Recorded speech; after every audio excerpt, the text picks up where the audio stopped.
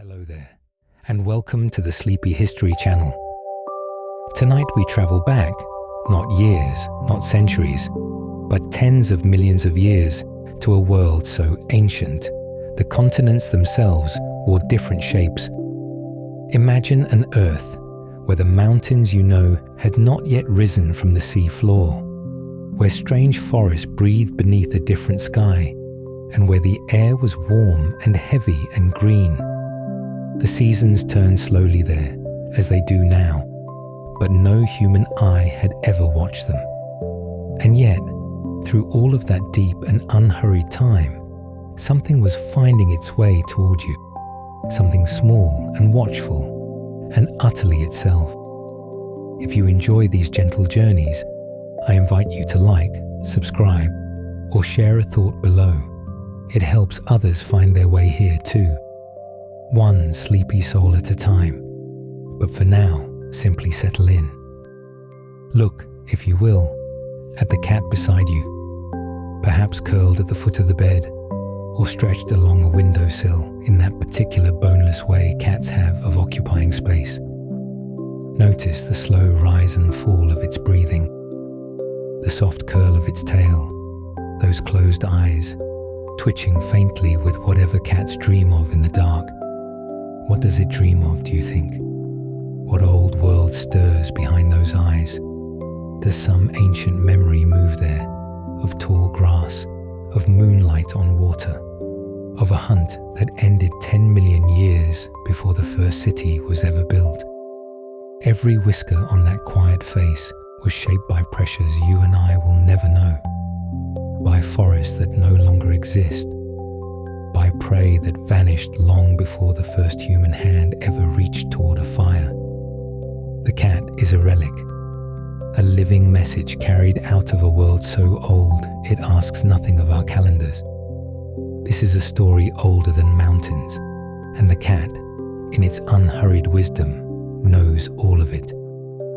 We do not begin with the house or the hearth, or the first village where a small wild creature learned to tolerate the presence of people. We begin much further back, in a world without cats at all. Imagine that for a moment. A whole green earth full of life, and not a single soft padded foot, not a single slow blink, not one of those amber eyes anywhere upon it. The shape we love had not yet been written, and the road that would lead to it was long. It wound through extinctions and ice and the slow drift of continents. It was carved by darkness and hunger and silence and an almost unimaginable span of time. And at the end of it, somehow, is this: a small, warm creature choosing, night after night, to sleep near you. Let that settle over you like something gentle. There is nowhere to be, nothing to solve.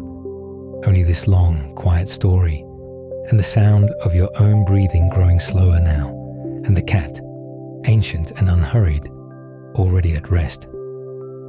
66 million years ago, the sky went dark in the span of a single afternoon. A stone the size of a small mountain struck the shallow sea that covered what we now call the Yucatan Peninsula, and in the moments that followed, everything changed. Not in the way that things usually change, slowly, season by season, generation by generation, but all at once, catastrophically, with a finality that closed a chapter of life on Earth so long and so full that our own entire existence as a species would fit inside it, the way a single breath fits inside a year. The dinosaurs had ruled for more than 160 million years. They had grown enormous and strange and varied, filling every corner of the living world with their forms. The long-necked giants that moved through ancient forests like slow rivers, the armored ones that walked like fortresses, the fleet and feathered ones that darted through undergrowth, not entirely unlike the creature that may be sleeping near you now. And then, in the geological equivalent of a heartbeat, they were gone. Or nearly gone. The sky filled with dust and debris. Sunlight, for months, and perhaps for years, could not reach the ground. Temperatures plummeted. The food chains that had sustained the great reptilian lineages for eons collapsed at their base, and the top of those chains came down with them. What survived was not the largest, not the most powerful, not the most spectacular. What survived, in the darkness and the cold, and the long, quiet aftermath, were the small ones. Picture them now, if you can, as you settle deeper into the stillness of wherever you are lying. Small creatures, most of them no larger than a modern mouse or shrew, pressing themselves into burrows beneath the cooling soil, tucking their warm bodies into the spaces between tree roots and fallen logs and the deep leaf litter of a forest that was itself struggling to breathe. They were warm-blooded, and that warmth, that ancient mammalian gift of generating heat from within, turned out to be the thing that mattered most in the long cold that followed the impact. They had fur, fine and dense, trapping the heat their bodies made. They had teeth already adapted to eat almost anything: insects, seeds, soft plant material, the eggs of creatures that would never again lay eggs on this earth. They were generalists in a world that had just punished every form of specialization, and they could see in low light. Their eyes, already shaped by millions of years of living in the shadow of the great reptiles, were tuned to the dim world of dusk and dawn and deep forest floor. They had learned, across uncountable generations of being prey, to be quiet and quick and aware of every shift in the air around them. Now, for the first time, they could move through a world where the things that had always hunted them were gone. The Paleocene epoch began in the ash-quiet aftermath of the Great Dying. It lasted roughly 10 million years, and in those 10 million years the world slowly, tentatively, breathed again. The ferns were among the first to return. You can see their signature in the fossil record as what geologists call a fern spike, a sudden flush of spores in the ash layers, the planet's first green bandage over a wound. Then the mosses spread across bare ground, low and patient, holding the soil in place so that something deeper could follow. Then the flowering plants came back, and the trees, working upward from root and stump and seed toward a sky that was slowly clearing. The insects returned with the flowers, drawn back by the same ancient contracts of pollen and nectar that had always bound them. Streams ran clear again as sediment settled. The air grew gradually cleaner, and in the filtered light of a Paleocene afternoon, you might have stood in a recovering forest and heard, for the first time in years, birdsong, because the birds too were there, the feathered descendants of the theropods, filling the newly opened canopy with their calls. It was a quieter world than the one before, thinner in variety, but unmistakably alive and growing. The ecological stages that had been occupied for so long by so many kinds of dinosaurs were now empty.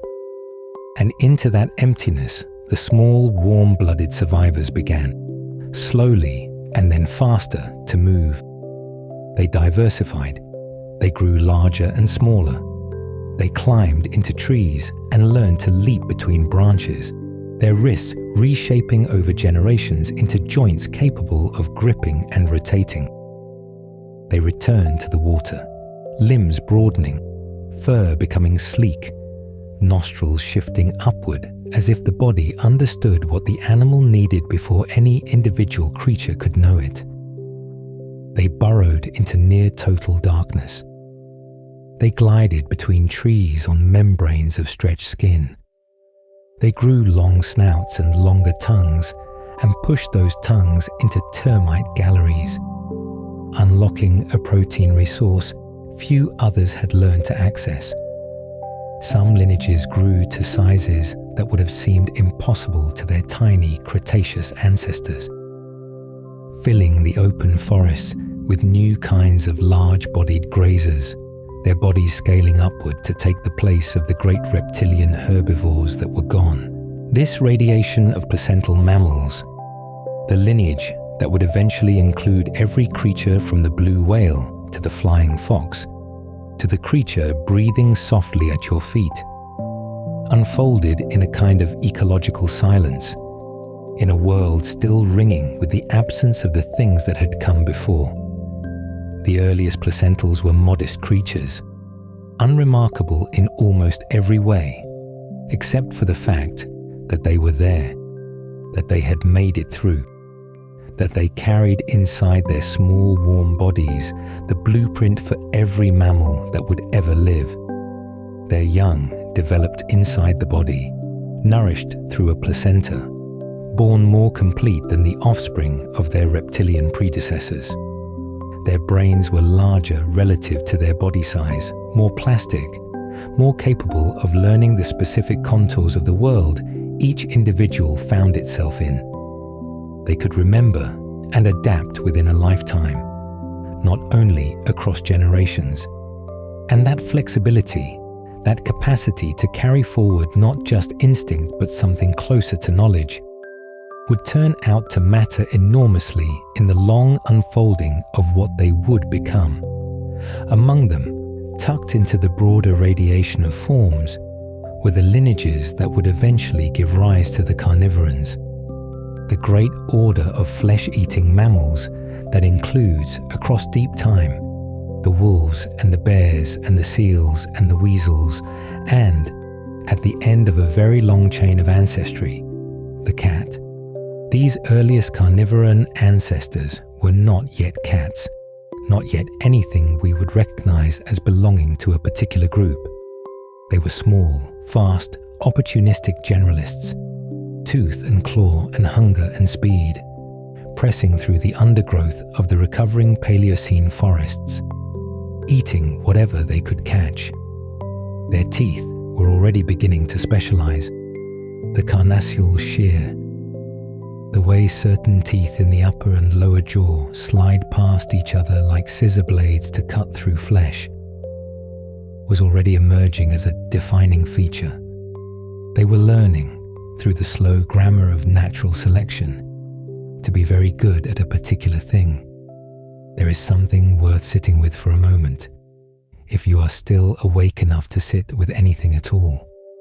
The trait that would eventually define the cat, the extraordinary sensory attunement, the capacity to move through the world in near silence, the eyes built for low light and sudden movement, did not begin as the gift of a predator.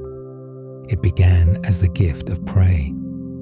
The ancestors of all the carnivorans spent tens of millions of years being hunted, pressed small and quiet and careful by the enormous weight of a world ruled by creatures that could have eaten them without noticing. The wide eyes that gathered every photon of available light, the pupils that could open vast as windows or close to the narrowest slits, the mirror of reflective tissue behind the retina that doubled whatever faint light entered. All of this optical precision had been built not for hunting but for surviving the hunted life, for seeing the shape of a predator in near total darkness, for reading the shadow at a burrow entrance before committing to crossing it. The sensitive ears, the quick reflexes, the instinct to flatten and hold still and wait. These were survival tools for the hunted, long before they became hunting tools for the predator. When you watch a cat startle at a sound you cannot hear, when you watch it fix its gaze on something in the middle distance that remains entirely invisible to you, you are watching something very old. You are watching the inheritance of 66 million years of careful attention, of small, warm creatures in dark burrows, listening for anything that might mean danger, learning the language of the night so thoroughly that the night became home. The world they moved through in those earliest post-extinction centuries and millennia was quiet in a way that is difficult to imagine now. No large animals calling through the trees, no thunderous footfalls shaking the ground, just the recovering forest, insects returning to the flowers, small mammals moving through the undergrowth in the early hours before sunrise, each one a tiny point of warmth in the planetary dark. And yet, from that quietness, from that patience and that smallness and that willingness to survive on whatever the world offered, something was already being written, not in language, not in memory, but in the slow accumulation of form, the shape of a skull, the angle of an eye socket, the length of a limb bone, each generation passing on something slightly refined, slightly better tuned to the world it was moving through. 66 million years is a span so large that it resists imagination. If you compressed it into a single calendar year, the entire recorded history of human civilization would occupy less than the final 2 minutes of December the 31st. And yet every one of those years was full of living creatures doing what living creatures do, finding food, seeking shelter, raising young, dying, being replaced by others almost exactly like them, but not quite. The line that led to the cat moved through every one of those years without knowing where it was going, without any destination in mind, shaped entirely by the pressure of the world it was passing through. Let that thought settle around you now like something soft and heavy, like the warmth of the creature beside you. Everything that would one day become the cat was already in motion, already learning the dark. Warm green light filters down through a canopy so dense and so layered that the forest floor below is almost another world entirely, dim and still and draped in fern shadow, where the air itself carries a green vegetative weight, thick with moisture and the slow decomposition of a million fallen leaves, while far above, the topmost branches move in a slow, breathing sway. 55 million years ago, the world tips into warmth. The epoch geologists call the Eocene has begun, and with it comes a softening of everything, a loosening of the cold, a thickening of atmosphere, a creeping advance of jungle and subtropical forest that does not stop at the old coastlines, but pushes inward, poleward, upward, along every hillside that the warming air can reach. Even the high latitudes, far from the equator, know a gentleness now that they have not felt before, a dripping greenness that reaches into places that will one day be locked in ice. There are palm trees growing where ice will one day lie. There are crocodilians drifting through rivers in latitudes that would freeze them now, their long bodies half submerged in water warm enough for the purpose. The planet is breathing out, and in that long, warm exhalation, life does what life always does. It pours into every opening. It finds every niche the warmth creates, and it fills them, elaborating and subdividing and reaching into every green corridor the new forests provide, every gap in the canopy, every acre of newly hospitable ground. The atmosphere holds more moisture, and the forests that rise in response are not thin and scattered but continuous, pressing against themselves from every direction until the world is wrapped in living green from the tropics almost to the poles. This is the world into which the ancestors of every cat, every dog, every bear, every seal will be born. Not yet those animals, not yet anything you would recognize, but already something new is stirring in the trees. Among the branches of these early Eocene forests in North America and Europe, which are still drifting, still not quite arranged as you know them, there move a group of small, lithe, tree-climbing creatures that paleontologists call the Miacids. Say the name slowly if you like. Miacids. It carries a certain quiet dignity, a softness fitting for animals that were themselves quiet and soft-footed. no larger in many cases than a weasel or a small domestic cat. They have long, flexible bodies built for navigating a world of branches and gaps, of sudden drops and unexpected angles. They have feet arranged for gripping, for feeling the subtle contour of bark beneath their toes, for making 1,000 small adjustments of weight and pressure as the branch they stand on dips and sways. They move through the canopy with an unhurried attention, reading the forest the way a creature reads its home, knowing which branches hold weight and which will bow, where a lizard is resting in filtered sunlight just a body length away. They have relatively large brains for their time, and eyes already beginning to face forward.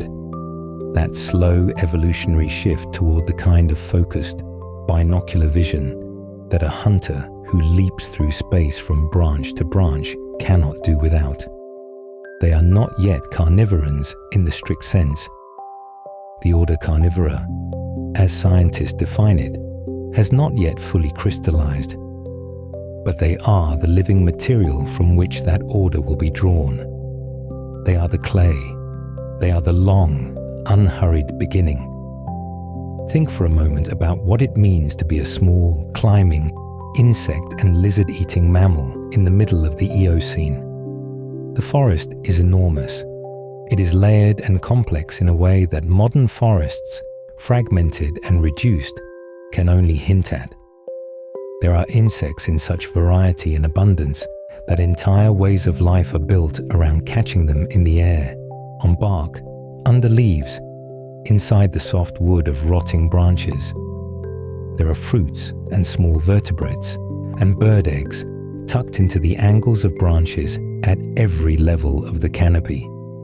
There is, above all, the three-dimensional complexity of the canopy itself, a world of levels and gaps, of sudden openings and tangled closures, a world in which the animal that can move precisely and silently and with perfect control of its own body will always find a way to eat. The Miacids are shaped by this world over millions of years, and in being shaped by it, they are, without knowing it, accumulating the toolkit, grasping feet, forward gaze, flexible spine, acute senses, that their descendants will one day refine into something extraordinary. From the Miacids, or from the ancestral pool they represent, two great lineages begin to diverge. It is not a sudden separation. Nothing in evolution is sudden. It is more like a river that has been running as one for a long time, and then finds, over the course of 10,000 generations, that two channels are pulling at it, that the terrain has shifted in ways too slow for any creature to perceive, and that the water is going two ways now, quietly and without announcement. One of these channels flows toward the animals you might call the caniforms, the dog-shaped ones.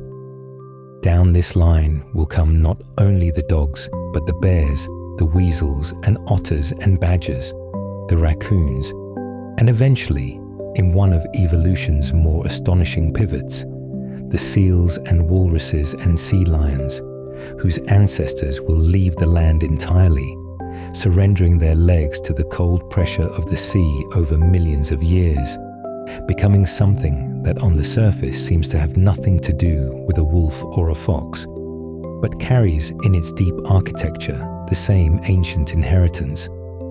The other channel moves toward the feliforms, the cat-shaped ones.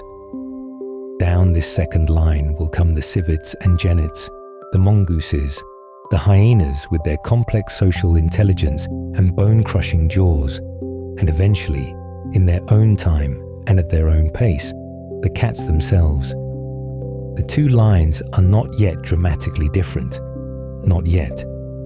In the early Eocene, they are still close enough that you might struggle to tell them apart, if you could hold them, which you cannot, because they are separated from you by tens of millions of years and exist now only in stone, only in impression, only in the patient reading of ancient rock by patient human eyes, But the divergence is real, and it is deepening, shaped by the different opportunities the warming world presents, and by the different solutions each lineage finds to the same essential problem: how to eat other animals well enough to survive, to thrive, to leave descendants who carry the experiment forward.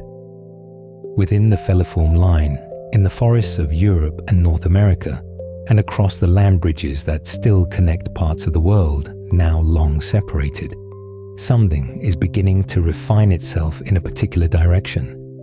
The limbs are lengthening relative to the body. The spine is acquiring a suppleness, a coiled spring quality that will one day allow a descendant to cover enormous distances in a single explosive stride. The eyes are moving further forward in the skull, and with that shift comes a deepening of depth perception. The ability to judge distance precisely, to know exactly how far away a branch is, or a prey animal, or the gap between two surfaces that must be crossed in a single committed leap. And in the feet, something subtle and consequential is happening with the claws. In many animals, claws are fixed outward, exposed at all times, subject to constant wear against every surface the foot touches. A claw that is always out is a claw that dulls. A claw dulled against bark and stone loses its edge, loses the fine taper at its tip, loses its utility as a weapon and a grasping tool. But in the feliform ancestors, a mechanism is slowly emerging. Tendons and ligaments arranged so that the claw can be drawn back, held inside a protective sheath of skin when not in use, kept sharp by the simple grace of not touching the ground. A retractable claw. The phrase carries more weight than it might at first seem. Consider what it actually means, all that it quietly enables. It means that an animal approaching prey makes no sound, no click of claw on stone, no small scrape that travels through the forest's acoustic space and reaches a listening ear. It means silence of a different order, a silence built into the body itself, a silence that does not need to be chosen or practiced, but simply is, always, whether the animal is sprinting or stepping or lying absolutely still in dappled shadow. It means that every time this animal extends its claws, in the final instant before contact, in the moment of the catch, those claws are fresh. They are as sharp as the day they grew. They have not been worn against the 1,000 surfaces between the last kill and this one, have not dragged across a single root or length of rough bark. They are, in a word, precise. Precision in a hunter is not merely useful, it is everything. The difference between a claw that grips and a claw that slips is, for the animal and for the prey alike, the difference between one life continuing and another one not. The Eocene forests of Europe and North America are full of ancestral forms moving through this long experiment. They are not dramatic creatures in the way that the large predators of the Cretaceous were dramatic. They do not command attention by their size or the thunder of their approach. They are small, mostly, and careful, and they do their living in the middle distances of the forest, up in the branches, down in the undergrowth, along the forest margins where the canopy opens and the light changes. But they are doing something that will outlast almost everything around them. They are becoming the blueprint, the particular combination of traits accumulating in the feliform line, the forward eyes, the coiled spine, the silent feet, the preserved edge, will prove to be one of the most durable and successful arrangements in the long history of terrestrial predators.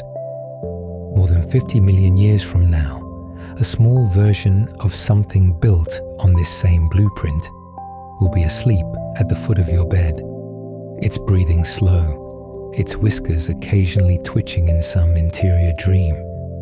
You carry no such lineage, of course. Your own ancestors in the Eocene are small and unspecialized and living. Like almost everything else, in the long shadow of what is still becoming. But there is something in you, in the part of you that watches a cat move and feels a quiet recognition, a sense of craft acknowledged, that understands what these ancient forests were building. The Eocene world turns slowly in its warmth. The forests thicken. The lineages diverge and diverge again, each following the pull of its own unfolding logic into futures none of them can see. And in one quiet corner of one ancient forest, on a branch above the fern-covered floor, something small and careful and sharp-clawed settles into stillness. It is waiting. It has all the time there is. The air has changed. You can feel it in the way the light falls differently through the canopy.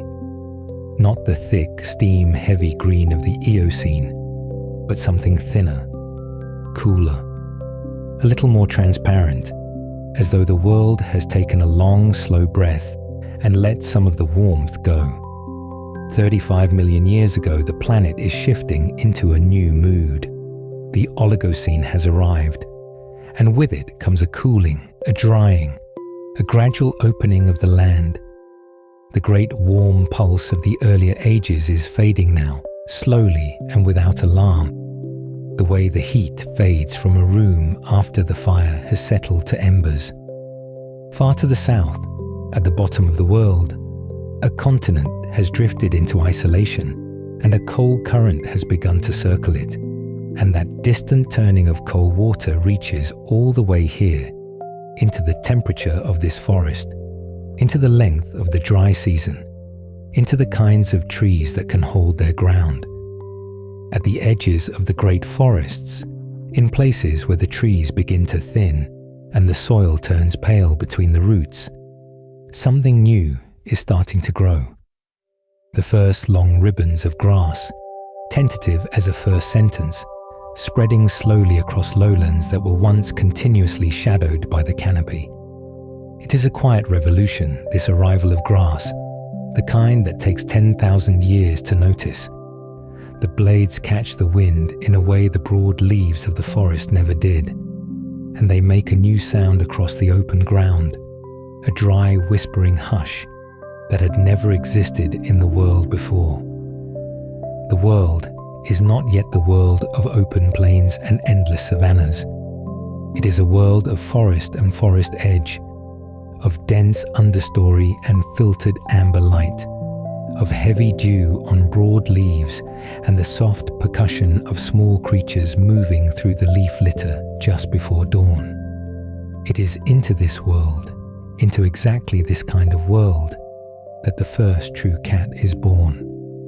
Not a cat as you would name it today, not the creature sleeping beside you in the warmth of this room, but something so close to that creature in its essential shape and intention that the distance between them feels like a single held breath across 35 million years of time. Her name, given to her by the scientists who found her bones folded into limestone in what is now southeastern France, is Proailurus lemonensis, the dawn cat. The name means something close to before the cat, before the true cat, and there is a tenderness in that naming, a recognition that what they held in their hands was not quite the thing itself, but the perfect beginning of the thing, the first clear syllable of a word that is still being spoken. She is small. This is worth pausing on, because there is something comforting in smallness, something that makes the distance feel navigable. Proailurus is perhaps the size of a large house cat, or a little heavier, with a long body and a long tail and legs built for gripping branches as much as for moving across the ground. She is not a specialist of the open floor. She is a creature of the middle world, the layered space between the root systems below and the high canopy above, comfortable in the branches, at ease on the ground, moving between both with that quality of fluid attention that you might recognize if you have ever watched a cat cross a room, as entirely and unmistakably feline, and the body is already recognizable. This is the thing that the bones tell us, quietly and with great patience, across all those compressed layers of time and stone. The spine of Proailurus is flexible in the way that a cat's spine is flexible, built not for the long-distance endurance running of the pursued predator, but for something more explosive, more precise, the ability to coil and uncoil, to compress and release, to gather the whole body into a single concentrated instant of motion. The feet are padded. The claws, from what the fossil evidence suggests, are already moving toward that retractable condition, already beginning the long developmental journey toward the sheathed precision tool that will eventually let a cat walk across a floor of dry leaves without making a sound. The eyes face forward, set close together in the skull in that arrangement that sacrifices the wide peripheral sweep of the prey animal for something more valuable to a hunter. Depth, resolution, the ability to judge distance with the kind of accuracy that makes the difference between a successful strike and an empty pounce in the undergrowth. Binocular vision, the world seen in 3 dimensions, weighed and measured before a single muscle moves. There is something almost meditative about this when you let it settle. The cat's way of seeing is a kind of sustained, focused presence. The whole animal attending to a single point in space, not scattered across the horizon, but concentrated, gathered inward, waiting. Even in this small forest-dwelling creature whose bones were found by chance in French limestone more than a century ago, that quality of attention is already written into the architecture of the skull. The way Proailurus moves across the forest floor has been reconstructed from the proportions of her limb bones, from the angle of her joints, from the geometry of her feet. And what emerges is something that will feel immediately familiar to anyone who has ever watched a cat pick its way across uncertain ground. Scientists call it direct registering, the precise, deliberate placement of the back foot into exactly the print left by the front foot on the same side, so that the animal leaves only 2 lines of tracks instead of 4, so that each footfall lands on ground already tested by the foot that passed before it. The front foot, with its sensitive pads, finds the safe place, the spot where no dry twig waits to snap, where no loose stone will shift and announce the hunter to the whole listening forest. And then the back foot, following blind, trusts that judgment completely and sets itself down into the very same place. It is a kind of conversation between the front and back of a single body, a quiet agreement repeated with every step, an almost mathematical economy of movement that reduces noise, reduces disturbance, reduces the number of unknown variables that stand between the hunter and the hunted. The result is a gait that is very nearly silent, that passes through the leaf litter and the dry grass and the tangled undergrowth of the Oligocene forest, like something more like weather than like an animal. If you have ever woken in the night to find a cat already in the room, already settled, having crossed the whole length of the house without waking you, then you have felt the long inheritance of that silent Oligocene footfall reaching across all those millions of years and into your own dark and sleeping house. Imagine the forest around her. The Oligocene forests of what will one day be Europe are ancient in a way that is difficult to hold in the mind, and yet they are younger than everything that came before them, part of a world reorganizing itself around new temperatures and new distributions of rain. There are oaks here and ancestors of the laurel, and the floor is deep with accumulated leaf fall, soft and springy underfoot. The light comes down in long diagonal shafts where gaps appear in the canopy, and in those shafts the dust moves slowly, drifting and settling and rising again with no urgency whatsoever.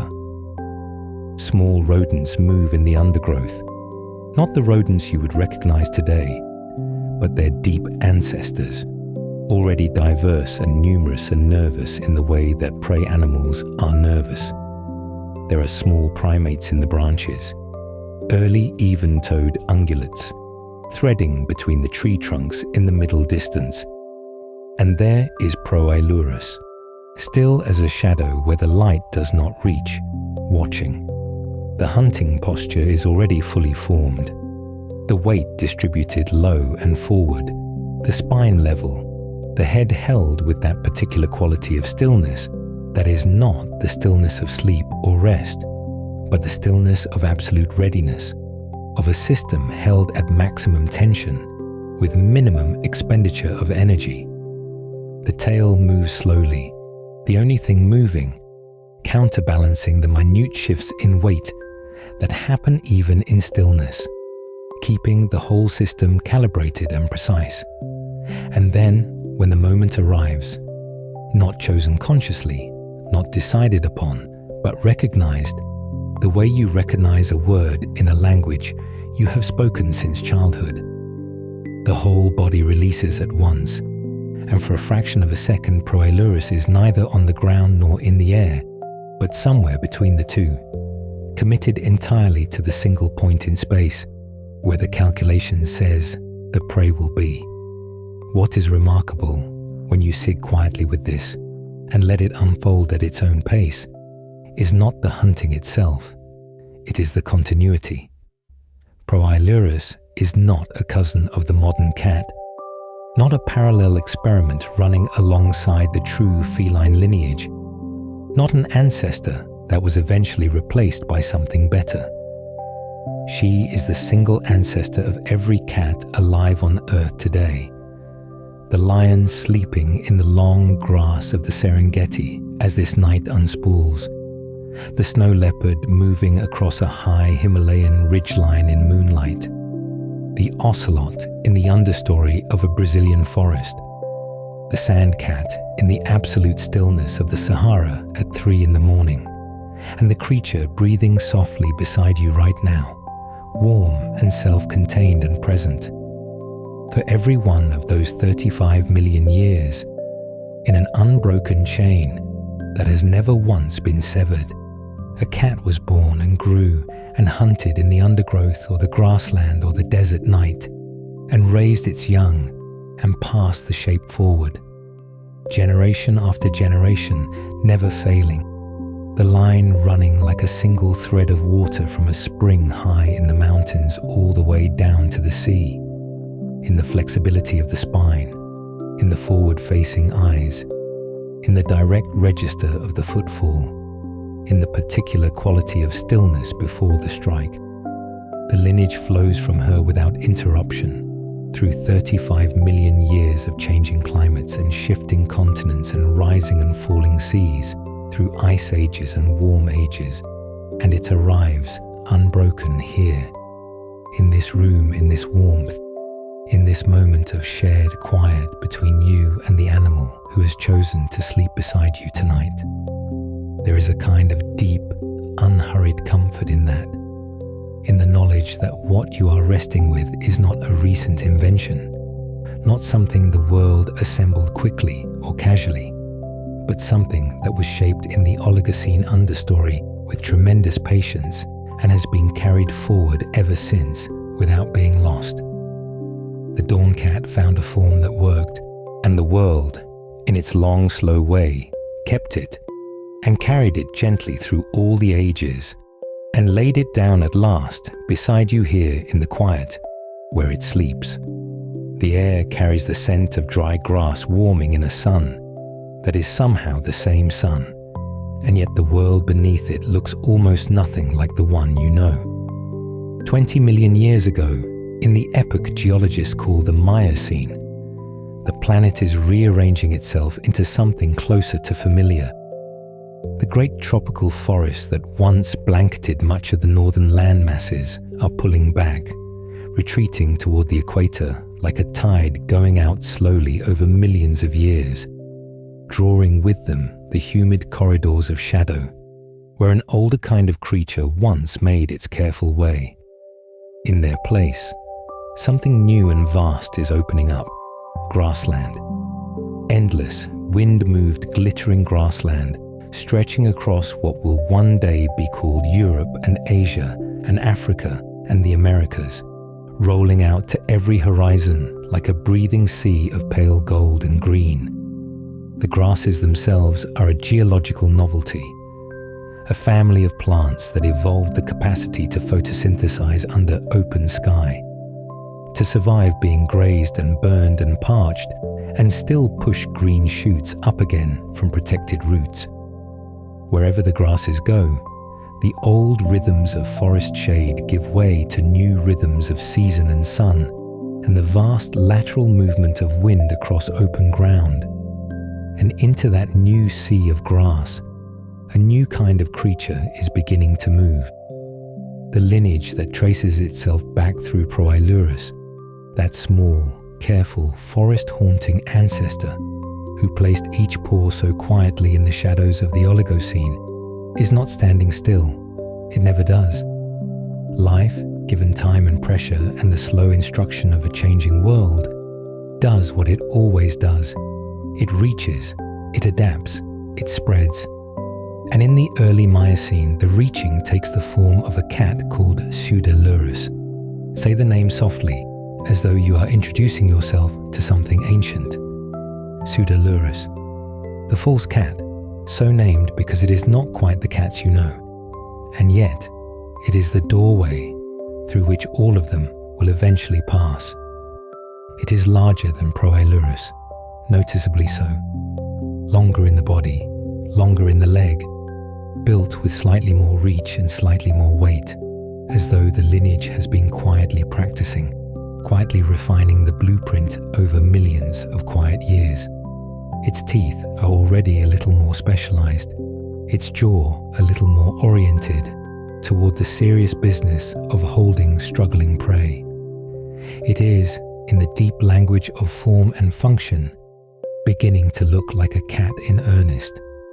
And it lives in a world that is beginning to reward exactly that, because the grasslands are not empty, they are filling.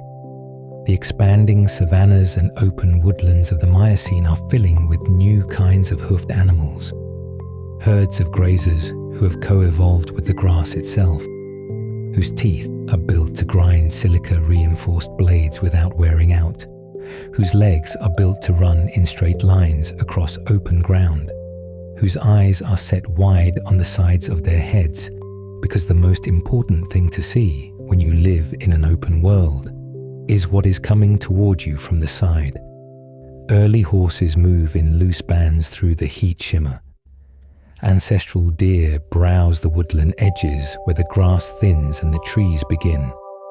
It is a world of abundance and movement, of bodies in enormous numbers casting shadows across ground that goes on in every direction. And where there are herds of prey, something is always learning how to catch them. Pseudolurus is learning. Not the way you learn, not consciously, not with effort or intention. It is learning the way all life learns across deep time.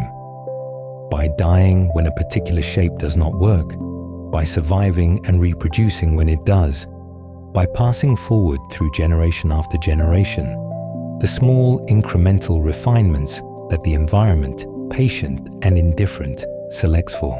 These changes are so small that no single lifetime could perceive them. But across hundreds of thousands of years, they accumulate into something remarkable, into divergence, into the slow invention of difference. Pseudolurus does not remain a single species moving in a single direction. It diversifies.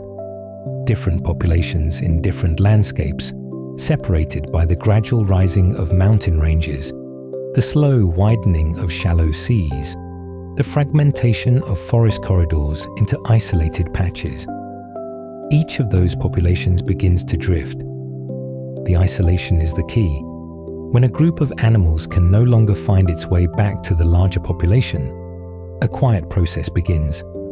Each generation faces its own local pressures, its own local prey and terrain and climate, with no individuals crossing in from outside to dilute the direction of change. A group living in more forested terrain drifts toward a slightly different body plan than a group living on more open ground. A population cut off by a new seaway for tens of thousands of generations drifts until the two groups would no longer recognize each other as mates. This is speciation, not dramatic invention, but patient accumulation of small differences in populations that geography has quietly separated and held apart for long enough that the differences become permanent. And the world in the Miocene is extraordinarily good at separating populations.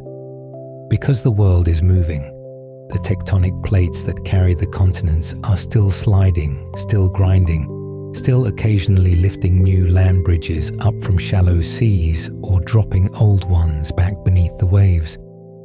And it is these land bridges, transient, geological, existing for perhaps a few million years and then vanishing again, that become the corridors through which the spreading of the cat across continents begins. From the Eurasian landmass, where Pseudolurus and its relatives are diversifying across a wide range of habitats, some lineages find their way south. The connection between Eurasia and Africa, that long contested threshold near what will one day be the Arabian Peninsula, offers passage. Not easily, not quickly, but over thousands of generations, the way a slow river finds its way through rock, persistently, without intention, following the gradient of survival. Some descendants of the Pseudolurus lineage cross into Africa, into a continent with its own ancient ecosystems, its own prey species shaped by different pressures across different terrain. Into that world, vast, sun-hammered, threaded with dry season rivers and ancestral antelopes and elephant relatives, the arriving felid lineage must find its place, must learn new prey and new terrain, and in doing so, under those new pressures, and in that new isolation from the Eurasian relatives left behind, it begins once again to become something different still. But the spreading does not stop at Africa. The Miocene world is also, in its slow and monumental way, building a road westward. The ancient seaway between North America and Eurasia, sitting where the Bering region will one day be called, fluctuates across geological time. Sea levels rise and fall with the coming and going of ice. And when they fall far enough, the shallow continental shelves of the Bering region become dry land. A bridge appears, broad and grassy, and windswept but crossable. A genuine corridor between the old world and the new.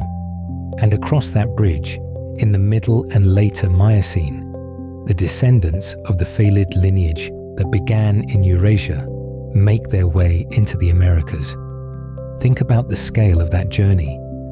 Not a journey anyone takes, not a migration with a destination, just the gradual, generation by generation expansion of a population whose range shifts a few kilometers in a good generation, contracts in a hard season, and expands again when conditions ease. Until over 10,000 years, the lineage has moved across 1,000 kilometers without any individual ever traveling more than the distance between its birthplace and its territory's edge. In the span of a single life, nothing moves. In the span of 10,000 lives, a lineage has crossed between continents. In the span of 1,000,000 years, it has diversified into new forms suited to entirely new ecosystems. This is what deep time does. It turns the impossible into the ordinary. And here, in the Miocene, with Pseudolurus and its descendants moving outward across Eurasia and into Africa, and eventually into the Americas, something else is happening that will shape every cat who comes after. The lineage is not just spreading. It is beginning to branch in a fundamental way. Among the descendants of Pseudolurus, two great tendencies are beginning to crystallize. Two broad strategies, two different answers to the question of how a felid body can be most effective in the new world of open grasslands and mixed habitats. One tendency moves toward what the true cats will eventually become. The lithe, flexible generalist hunters, compact and fast and agile, capable of climbing and springing and adapting to a wide range of prey sizes and hunting conditions, carrying in their retractable claws and elastic spines, the heritage of a lineage that learned to move in 3 dimensions before it ever learned to sprint across open ground. These are the ancestors of every cat alive today, the lineage that will eventually give rise, across millions more years of divergence and spread, to lions and leopards and cheetahs and ocelots, and the small, warm, slow-breathing creature that may be sleeping somewhere near you in this quiet hour. The other tendency moves towards something more spectacular and more specialized. The gradual, generation-by-generation development of elongated upper canines, growing longer and more laterally flattened across the generations, becoming the defining feature of a whole subfamily of cats that will eventually hunt ground sloths and early horses and mammoths with weapons that evolution sharpened over millions of years into something almost architectural in its refinement. The sabre-toothed lineage, the Mechaerodontes, are not a failed experiment. They are a wildly successful strategy that will persist across multiple continents for millions of years, until the megafauna large enough to require those weapons disappears at the end of the Pleistocene and the lineage, having specialized so completely toward those prey, vanishes quietly with them. But in the Miocene, both directions are beginning to emerge from the pseudolurus radiation, from that long, patient, continent-crossing diversification that the grasslands have been quietly sponsoring. And it is worth sitting with that for a moment, in the stillness of whatever room you are in, with whatever cat may or may not be sleeping near you. The animal that lies there, that slow-breathing, deeply relaxed creature who seems to have perfected the art of rest, carries in its bones and its ancestry the memory of all that movement, all that spreading, all those land bridges crossed by populations who had no idea they were crossing them, all that patient geographic isolation producing slow genetic drift, producing new species appearing in new continents as though from nowhere, though of course they came from everywhere. The grasslands of the Miocene were a new stage, and the descendants of Pseudolurus were learning to perform on it. Not the forest shade ambush of an earlier world, though that skill was not abandoned entirely, never entirely, because flexibility is one of the deepest gifts the felid lineage carries. But increasingly, an open country strategy, learning to use low cover, to read the wind, to time a sprint across exposed ground, learning to be the kind of animal that a grassland selects for, generation by patient generation. And from that learning, from that slow continental dispersal, from those Miocene land bridges and those long isolations and those gradual refinements of tooth and limb and strategy, every cat that ever lived in the last 10 million years descends. The cheetah on the African plain, the jaguar in the Amazon, the snow leopard moving through cold silence at altitude, the tabby on your bed. All of them are downstream of this. All of them carry the quiet heritage of Pseudolurus moving outward across a world of new grass and new possibility. And the lineage discovering, as it always discovers, that it has more to become. The air tonight carries a particular kind of weight, not the weight of storm or cold, but the weight of time.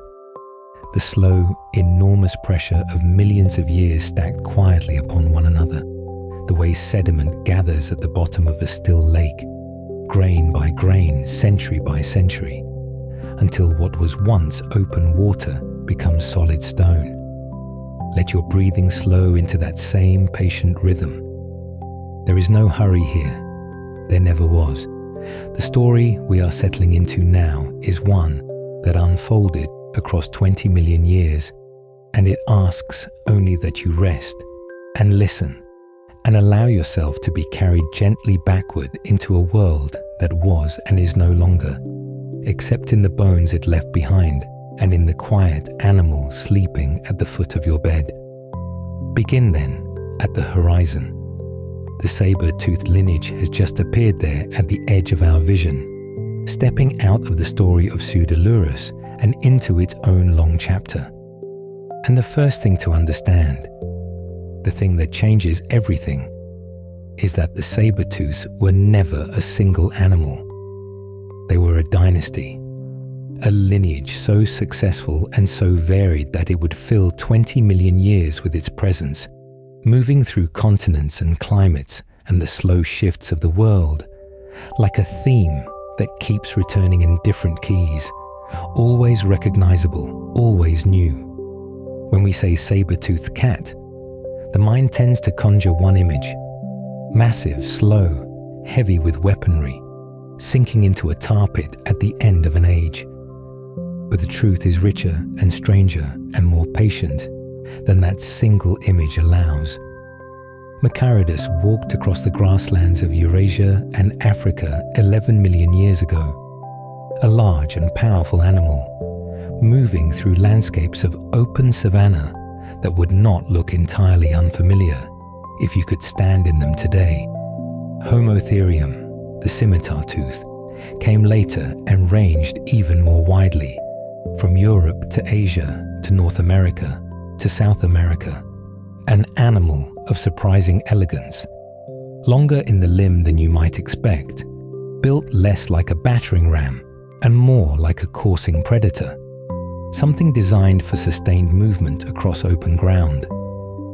And then there was Smilodon, the name most people know, arriving in the Americas during the Great Interchange when North and South America reconnected and the animals of two long separated worlds met one another for the first time. Smilodon was the last of the great saber-tooths and the most completely known, and it is worth resting with it for a moment before moving on. Think of a place called Rancho La Brea in what is now the city of Los Angeles, a low depression in the earth, seeping with natural asphalt, tar, thick and dark and patient as time itself. Animals came to drink the rainwater that pooled on the surface. They stepped in and did not step out, and over tens of thousands of years, the tar preserved what it took: bones, teeth, plant material, insects, the whole tangled record of a vanished world. When scientists began to excavate La Brea in the early 20th century, they found something that stopped them. Among all the animals preserved there, the ancient horses, the mammoths, the giant ground sloths, the dire wolves, the bones of Smilodon fatalis were not merely present, they were abundant. More than 2,000 individuals, represented by hundreds of thousands of bones, drawn to the tar again and again across thousands of years. No one is entirely certain why Smilodon appeared in such numbers at La Brea. The most considered interpretation is that the tar was a trap that worked in stages. A large herbivore would become mired, and its distress would draw predators: saber-tooths, dire wolves, condors, the whole community of carnivores that made a living at the edge of struggle. And some of those predators, too, would step too close and become mired themselves. La Brea was not a single ambush, but thousands of accidents accumulated across millennia, and the bones of Smilodon preserved there have given us a portrait of this animal more complete than almost any other creature from the Pleistocene. We know its growth rates. We know the ailments that afflicted it: arthritis in the spine and limbs, healed fractures that suggest an animal that absorbed tremendous physical stress across its lifetime. We know that it was heavily muscled through the neck and shoulders, with forelimbs of remarkable power, and that its hind limbs were somewhat shorter and less developed than in modern big cats. Smilodon did not run down its prey across open distances. It was an ambush predator, patient and precise, and the canine teeth, those famous saber teeth, which in the largest individuals could reach 28 centimeters in length, were not bludgeons but instruments of extraordinary delicacy. The debate about the function of the saber has run for well over a century, and it was for many decades a genuinely open question. The teeth look, at first glance, like weapons of brute force, but brute force would have snapped them. They were made of the same calcium and dentine as any other tooth, and a bone-crushing bite would have shattered them completely. The answer, worked out through decades of biomechanical modeling and careful study of skull morphology and muscle attachment, is both more elegant and more precise. The saber-toothed cats used those canines for a specialized throat strike, a deliberate, controlled bite to the windpipe and blood vessels of the neck, delivered to prey already immobilized by those enormously powerful forelimbs.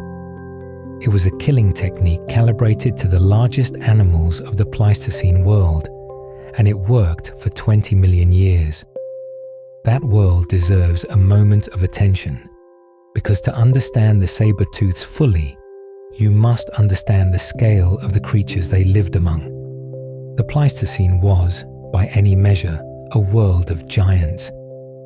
Mastodons moved through the forests of North America in herds, animals like elephants but separate from them, barrel-chested and low-browed, carrying long curved tusks through a landscape of spruce and pine and open parkland. Ground sloths, and here the imagination is genuinely tested, were creatures of improbable size, some of them as large as modern elephants, moving on the knuckles of their forelimbs, browsing the high branches of trees. Ancient horses, smaller than their modern descendants, graze the grasslands in numbers that are difficult to imagine. Giant bison, short-faced bears, American camels, glyptodonts in their armored shells. The Pleistocene was a world so full of large, warm-blooded animals that it seems almost impossibly abundant from the perspective of the world we inhabit now. The saber-tooths were shaped by this abundance and by the demands it placed on a predator. Homotherium, moving in that open country with its longer limbs and its somewhat lighter build, may have hunted very differently from Smilodon. And here we move into territory where the fossil record thins and interpretation requires care. But the anatomy suggests an animal capable of coursing, of sustained pursuit, perhaps of social hunting in something that resembled a loose cooperative structure. There are sites in Europe, cave sites, where the bones of Homotherium and the bones of juvenile mammoths appear together in ways that have led some researchers to suggest that Homotherium targeted young mammoths preferentially, that it may have hunted in groups to do so. We hold this carefully as a possibility rather than a certainty, but it suggests that the saber-toothed lineage was not a single ecological strategy expressed in different bodies. It was a set of variations on a theme, each adapted to different prey, different landscapes, different ways of making a living in a world that kept changing around them. And then, 10,000 years ago, the world changed in a way they could not adapt to.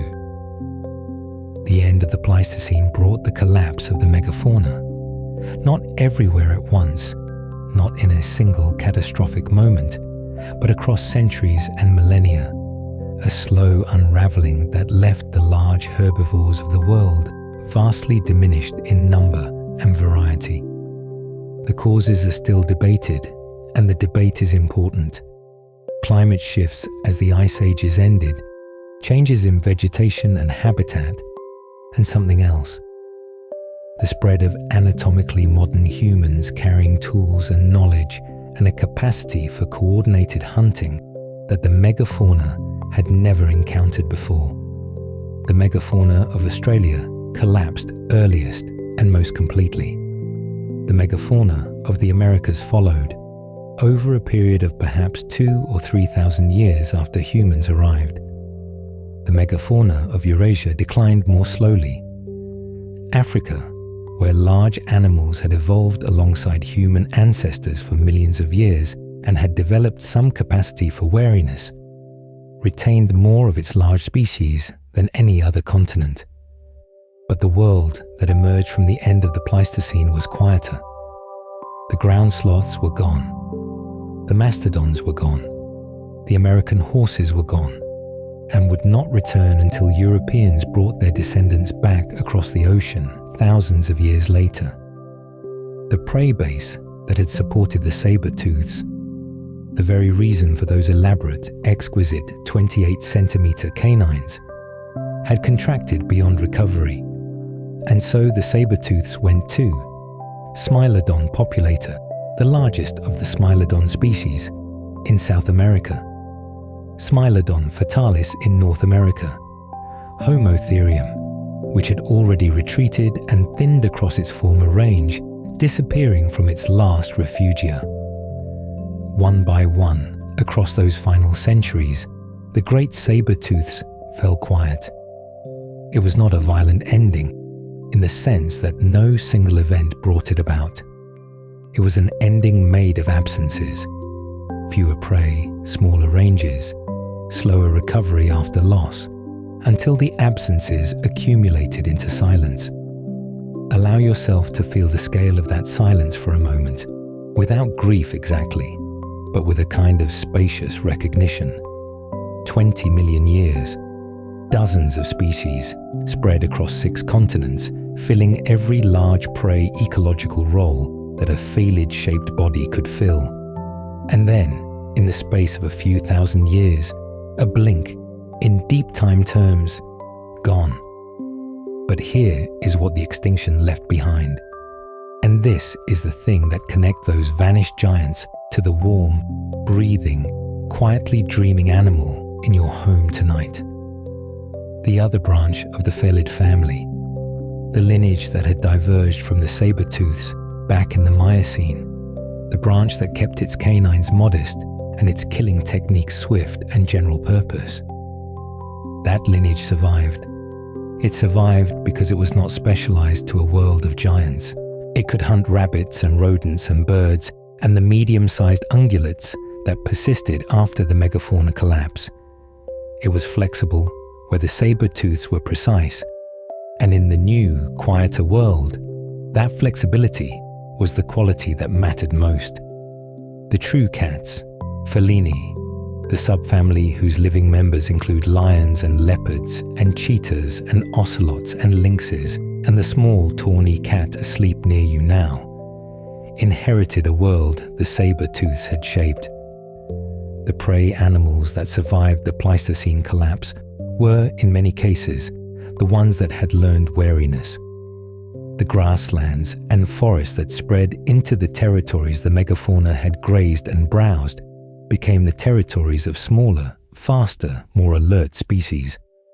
And the cats that moved through those landscapes were the ones built for speed and stealth, and the quick, precise, cervical bite.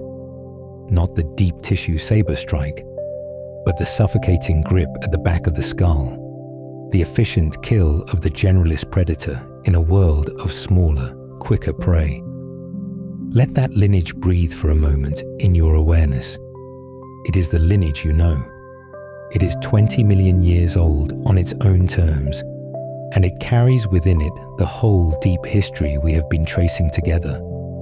The early mammals in the Paleocene dark, the first carnivorans in the Eocene forests, the arboreal Proilurus watching from the branches, Pseudolurus crossing the land bridges, all of that patience and change and slow adaptation accumulated in the shape of the animal that found its way into human settlements, into our homes, into the warm and drowsy companionship of a night like this one.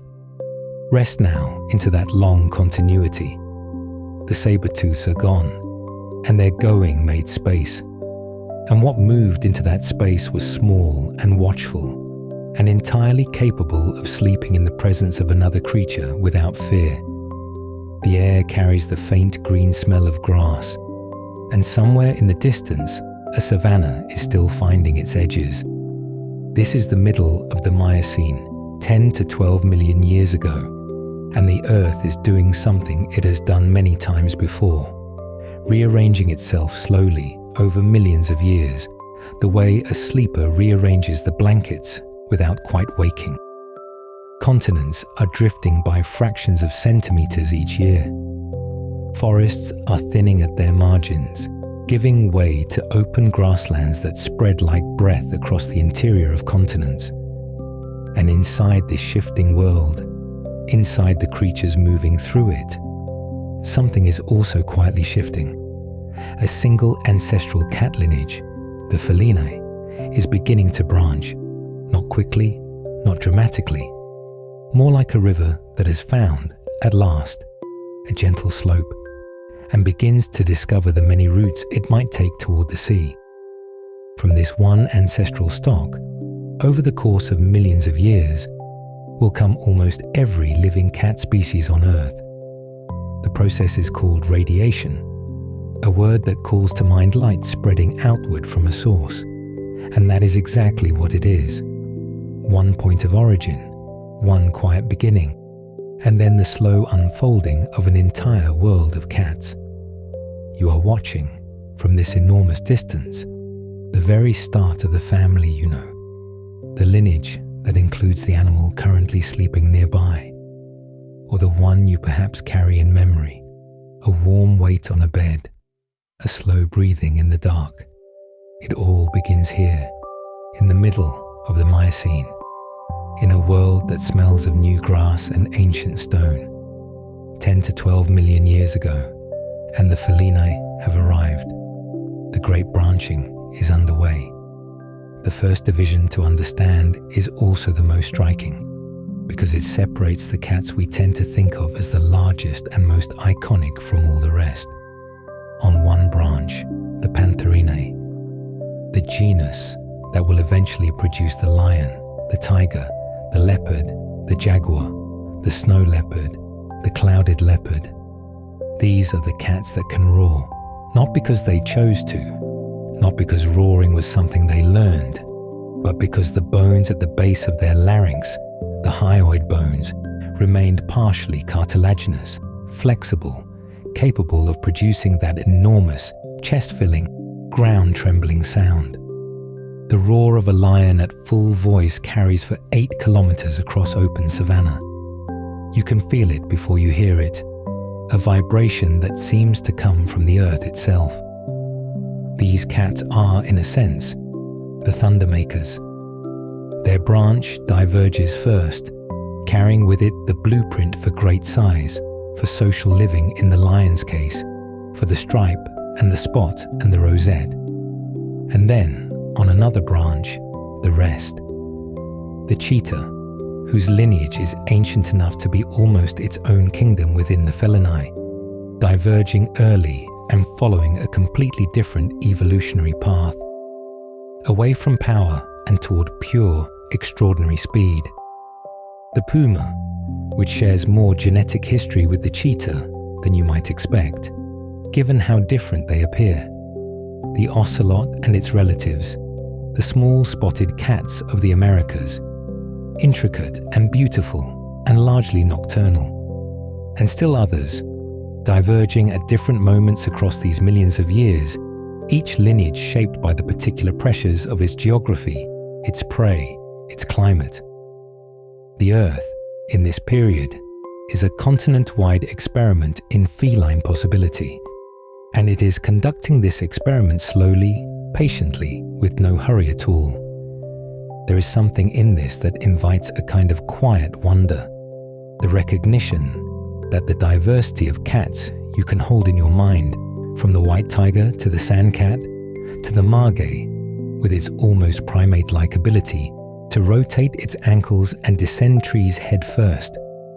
All of this variety grew from one source, the way all rivers grow from rain, a single ancestral population, diverging, separating, adapting, and producing, across millions of years, every cat that has ever roared or purred or sat perfectly still in tall grass, waiting.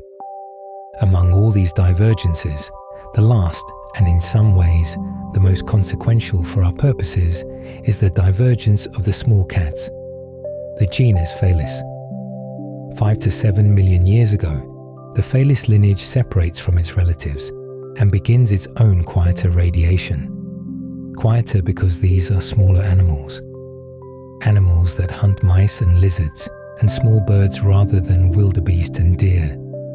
Animals that, by virtue of their size, occupy a different ecological niche, the niche of the precise, patient, solitary hunter of small prey. The genus Felis will eventually include the domestic cat, the wildcat in its several geographical forms, the sand cat that lives in the Sahara and the Arabian Peninsula and survives on almost no water, drinking just enough moisture from the bodies of the animals it eats. It will include the jungle cat and the black-footed cat of southern Africa, which, despite weighing only about 1.5 kilograms, is considered pound for pound one of the most successful hunters of any wildcat species, catching prey on more than 60% of its hunts.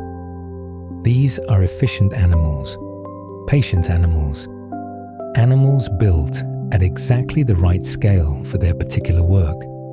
And the reason they are built so well across so many lineages and so many millions of years comes down in part to something extraordinary that all cats share, something that distinguishes them within the order of carnivores, something so elegant it is worth pausing over.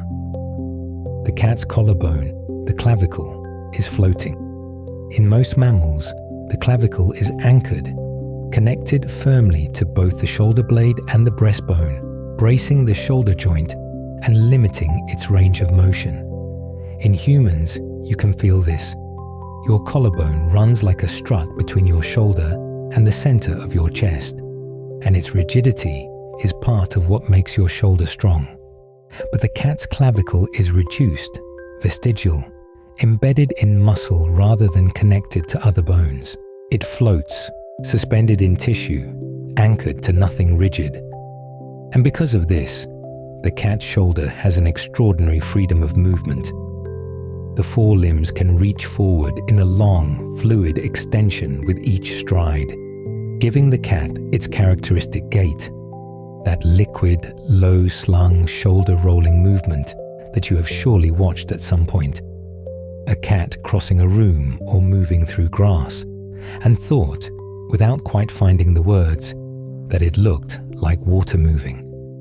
That fluidity is the floating collarbone at work, a solution arrived at over millions of years, preserved across every lineage, because it works so perfectly for what cats do, which is move precisely, reach exactly, strike with full extension.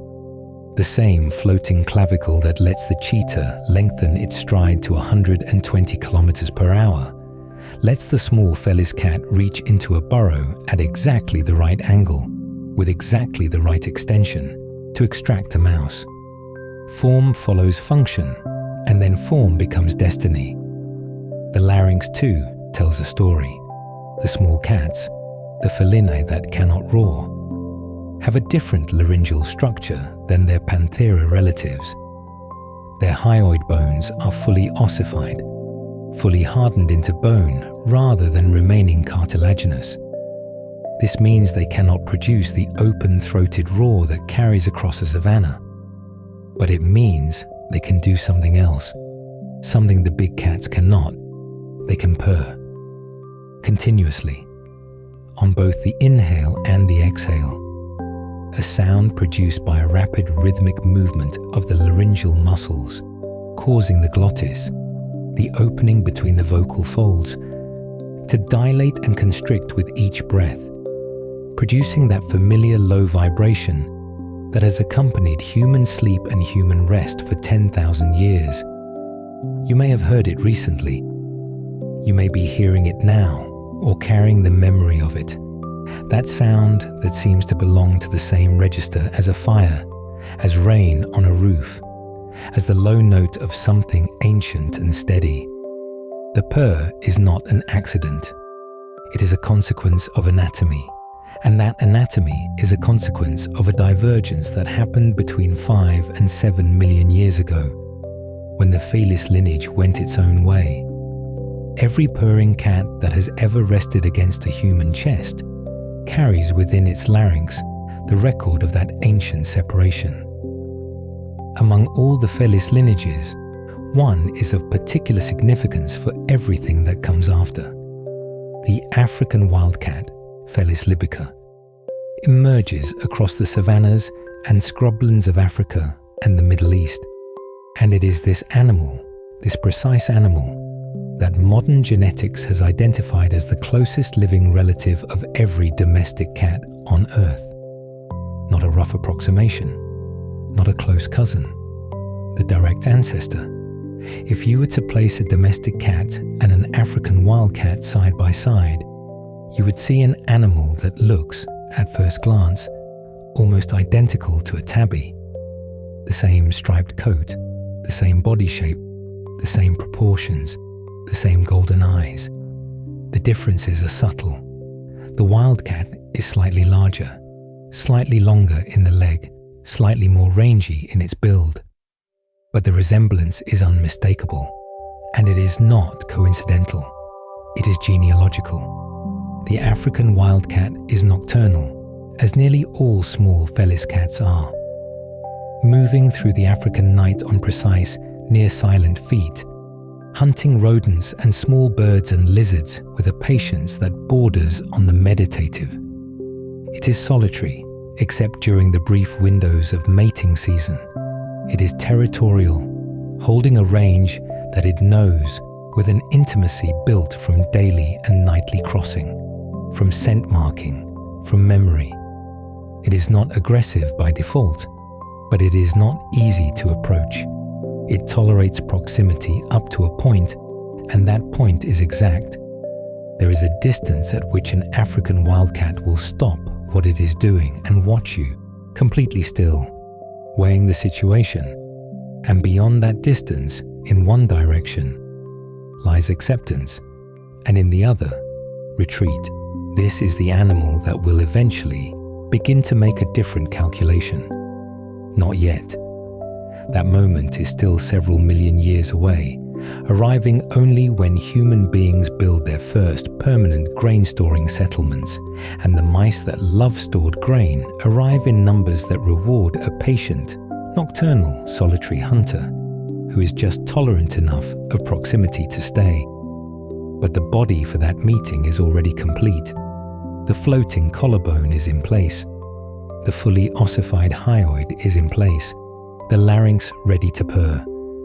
The night-adapted eyes, with their vertical pupils that close to near slits in bright light and open almost fully in darkness, are in place. The whiskers, each one rooted in a follicle dense with nerve endings, capable of detecting air movements and spatial relationships with a precision that allows hunting in near total darkness, are in place. The retractable claws, sheathed when not in use to keep their edges sharp, are in place. The African wildcat, sitting in the African dusk, utterly still, watching a mouse move through the grass 30 meters away, is already everything it needs to be. It has been shaped, over 10 to 12 million years of patient evolution, into a form that is almost perfectly suited for the life it will eventually lead, which is a life partly with us. The radiation is complete. The feline have found their shapes. The lineages have separated and adapted and radiated outward into the available ecological space of the world. And somewhere in the African scrubland, a small striped cat sits in the cooling evening air and does not know and could not know what is coming. It only knows the dusk. It only knows the smell of grass and dust and the small warm lives moving through the darkness ahead. It waits with a patience that has been 10 million years in the making, and the waiting looks, from a certain distance, like rest. Somewhere in the long corridor of the night, a sound rises that is older than any city, older than any written word. The soft shift of grain against a clay wall, and then the quieter sound beneath it, the sound of small claws in dry straw. You are standing, if only in imagination, at the edge of something that changed the world without anyone deciding to change it. Let that thought settle over you the way cool air settles into a valley before dawn. 10,000 years ago, in the broad arc of land that curves from the eastern edge of the Mediterranean up through what we might now call the hills of southern Turkey, and down again toward the rivers of the Tigris and Euphrates, something was beginning that had never happened before in the entire 4 billion year history of life on this planet. People were staying. After hundreds of thousands of years of following animals, of reading seasons in the color of grass, of sleeping beneath different skies in the rotation of a long and wandering year, some of our ancestors were placing their belongings down and not picking them up again. They were building walls. They were digging storage pits and lining them with plaster and filling them with grain. Einkorn wheat, emmer, the first harvests of a new kind of human life. Picture those early villages. Clusters of round-walled rooms pressed close together against the cold of the Highland nights. The floors swept smooth with flat stones, the air carrying the dry sweetness of harvested cereal and the faint char of hearthwood. Inside the storage rooms, the grain lay in deep woven baskets and plastered pits, each kernel the product of months of slow tending, the first real wealth that could be measured and kept and counted. It was extraordinary and fragile all at once, because stored food is a beacon. It draws hungry things. The smell of it alone, that faint, chalky sweetness of dried cereal in a closed room, carried outward through mud brick walls into the night. And the night was full of creatures that understood that smell. And the thing it drew most reliably, most persistently, across every season of those first settled years, was the mouse. Dozens of them, then hundreds. Small, warm bodies threading through the stored abundance, their own populations swelling to fill the extraordinary new niche the farmers had accidentally created for them. And wherever there were mice in such concentrations, at the edge of the firelight, just at the boundary between the warm and the wild, there was the African wildcat. You can feel the slowness of this if you let yourself. There was no plan. There was no moment when a person looked at a cat and said, "This creature will live beside us now."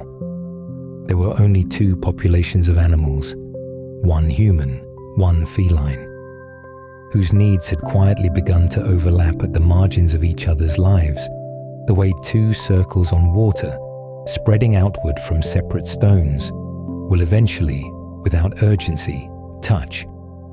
The wildcat, Felis libica, the same amber-striped, yellow-eyed creature we trace through 7 million years of African grassland, was already precisely what it needed to be.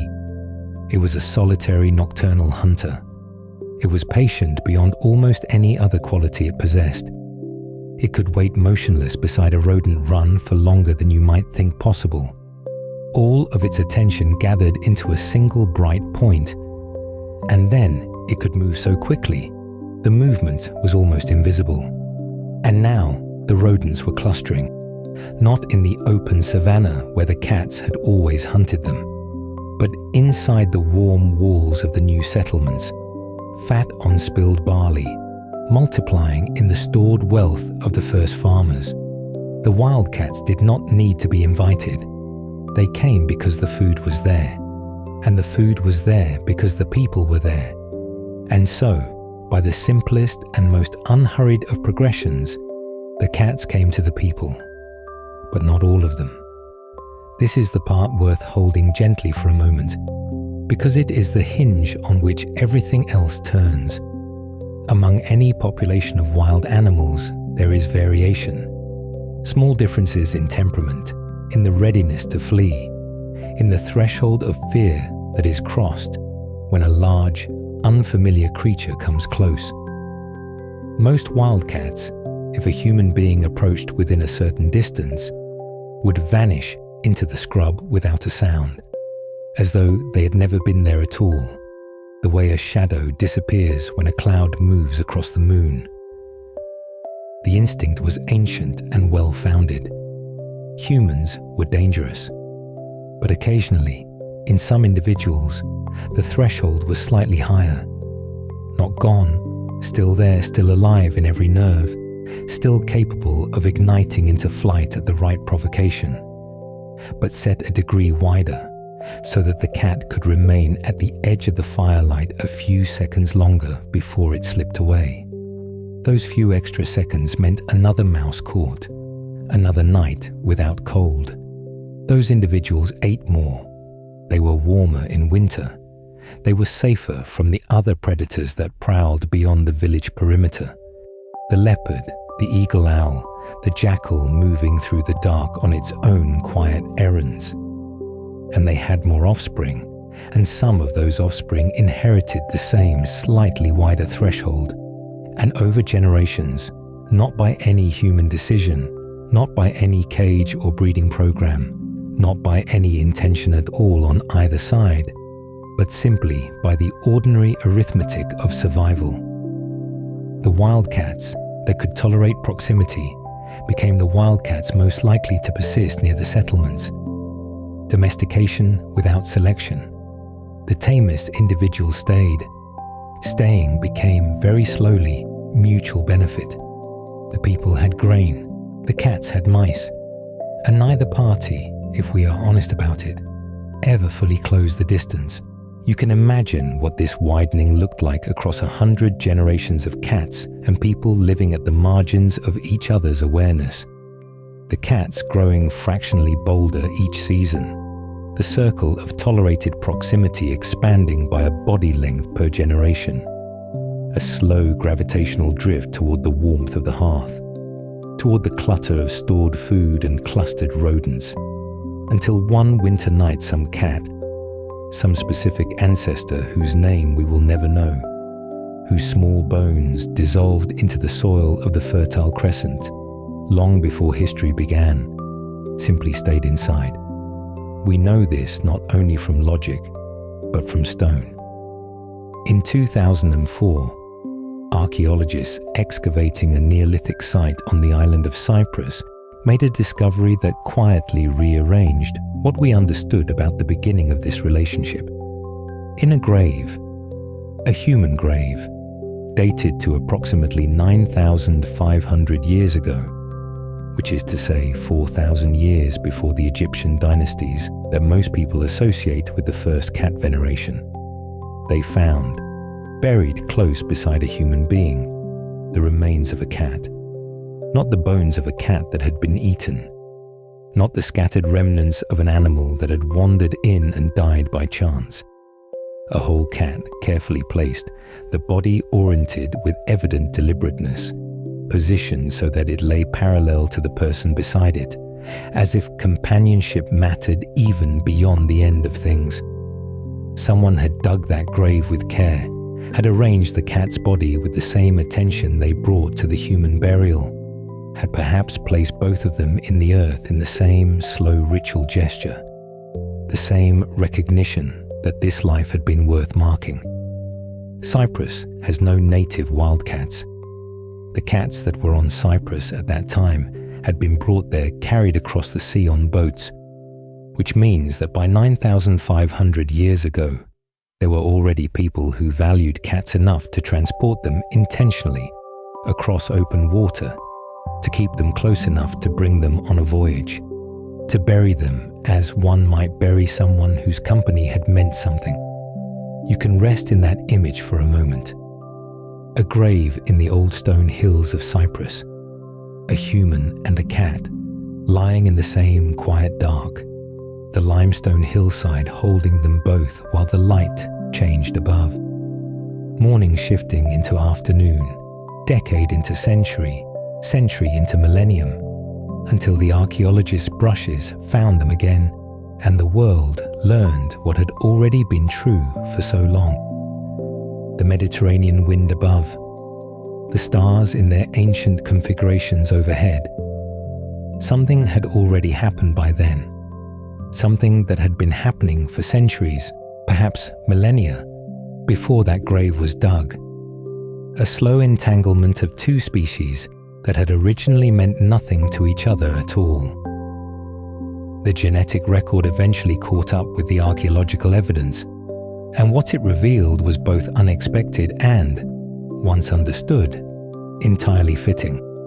All domestic cats alive today, every tabby sleeping in a patch of sunlight, every cat curled at the end of a bed, every cat watching from a windowsill in a city 10,000 kilometers from where this story begins, descend from a single population of African wildcats that lived in the Levant, in that same arc of settled, grain-growing land. Not from several independent domestications, not from cats in Egypt and cats in Asia and cats in Europe, each finding their own way to human proximity. One population, one place, one original meeting. The implications are vast and strangely peaceful. Every domestic cat alive is the descendant of those first wildcats that found, in the margins of the early grain villages, a reason to stay a little longer than their instincts would normally have allowed. The whole planetary population of domestic cats, which numbers in the hundreds of millions, traces its lineage back to a group of animals that made a choice, or rather, across whom a quiet pressure was applied, generation by generation, the pressure of warmth and food and safety, in the river-threaded hills of the ancient Fertile Crescent. What changed in the cat during all of this is almost the most remarkable part. The domestic cat is slightly smaller than the African wildcat, the skull a little more compact, the bones marginally finer. The coat patterns have diversified, grown more varied, more elaborate, as though freed from the strict camouflage requirements of open savanna hunting. But the fundamental architecture is identical. The retractable claws, the binocular vision calibrated for low light, the spine that can compress and release like a stored force, the hearing tuned to the frequencies of small mammals moving through dry vegetation, the patience, the stillness, the quality of attention that seems, when you watch a cat watching something you cannot see, like a form of meditation, or perhaps like a form of time travel. A consciousness that knows how to wait in a way that most of us have forgotten entirely. The first people who lived beside these cats saw all of this clearly. They did not need genetic studies to tell them what they had. They saw a creature that moved through the night hours with perfect confidence, that made no sound when it did not intend to make a sound, that appeared at the edge of the firelight and disappeared again, as if the darkness was simply another room it could enter and leave at will. They saw the grain stores stay cleaner. They saw the mice diminish. They saw something that hunted with a precision no human tool could match. Silent, exact, wholly self-contained, asking almost nothing in return except the proximity that let it take what it needed on its own terms. There was perhaps something else they recognized, something harder to name. The quality of a creature that had agreed to be near you without agreeing to belong to you. The cat never surrendered what the dog surrendered. It came to the fire, but it kept its own counsel. It accepted warmth without accepting dominion. And perhaps that particular quality, the willingness to be close without the willingness to be wholly tamed, was itself a kind of comfort, the presence of something genuinely wild still choosing, night after night, to sit just near enough. Let that settle into you now, like water finding its level in still ground. You are the inheritor of that 10,000-year proximity. Every time a cat has chosen to rest near a human being, it has reenacted the same original gesture. The choice to remain, to stay just within reach of the warmth, to be present without being captured. The grain is long since gone. The village walls have dissolved into the soil of the Fertile Crescent and been buried under centuries of wind and silence. But the cat remains unhurried, carrying in its amber eyes and its patient stillness the entire deep history of that ancient and unplanned meeting, that slow entanglement of two very different kinds of life, each finding in the other something it had not known it was looking for. Breathe slowly now. Let the weight of all those years drift down around you, quiet as dust settling in an empty room. Settle a little deeper now, and let your eyes close if they have not already. Somewhere nearby, a cat is sleeping. And sleeping the way cats sleep, deeply and completely, the whole body given over to rest. But even in stillness, even in the long, slow rhythm of its breathing, every part of that body is a kind of record, a letter written over 30 million years, an archive so old it reaches back through forest floors and ice ages and the slow dissolution of continents, all the way to the small tree-climbing creatures who first figured out how to live by catching things in the dark. What evolution built, the house cat still carries. And if you sit quietly enough and look closely enough, you can read almost all of it. You can trace the whole long story in the curve of a spine, in the angle of an ear, in the way light glows green from the back of an eye when a torch finds it in the garden at midnight. We carry our own deep history in bone and breath. So does the cat. And tonight, we are going to move through that history together, one feature at a time, the way you might move through a museum that is also a sleeping animal, soft-footed, unhurried, taking in each exhibit as though you have all the time in the world. You do. The world has been at this for a very long time. Begin with the eye. The eye of a domestic cat gathers between 6 and 8 times as much light as the human eye under the same conditions. 6 to 8 times. Think of a room that seems entirely dark to you. No lamp, no street light slanting through the curtain, no moon. And imagine that same room 6 to 8 times brighter. That is approximately the room the cat sees. The reason lives in a structure called the tapetum lucidum, a Latin phrase that means, roughly, bright tapestry, and it sits behind the cat's retina like a mirror made of tiny crystalline plates. Light enters the eye. It falls on the retina, triggering vision. But the light that is not absorbed on the first pass does not simply disappear. It bounces back off the tapetum, passes through the retina a second time, giving the photoreceptors a second opportunity to catch it. Every photon used twice. This is the mechanism that makes a cat's eyes glow in photographs, that eerie green-gold shine. The tapetum is not unique to cats. Many nocturnal mammals carry versions of it.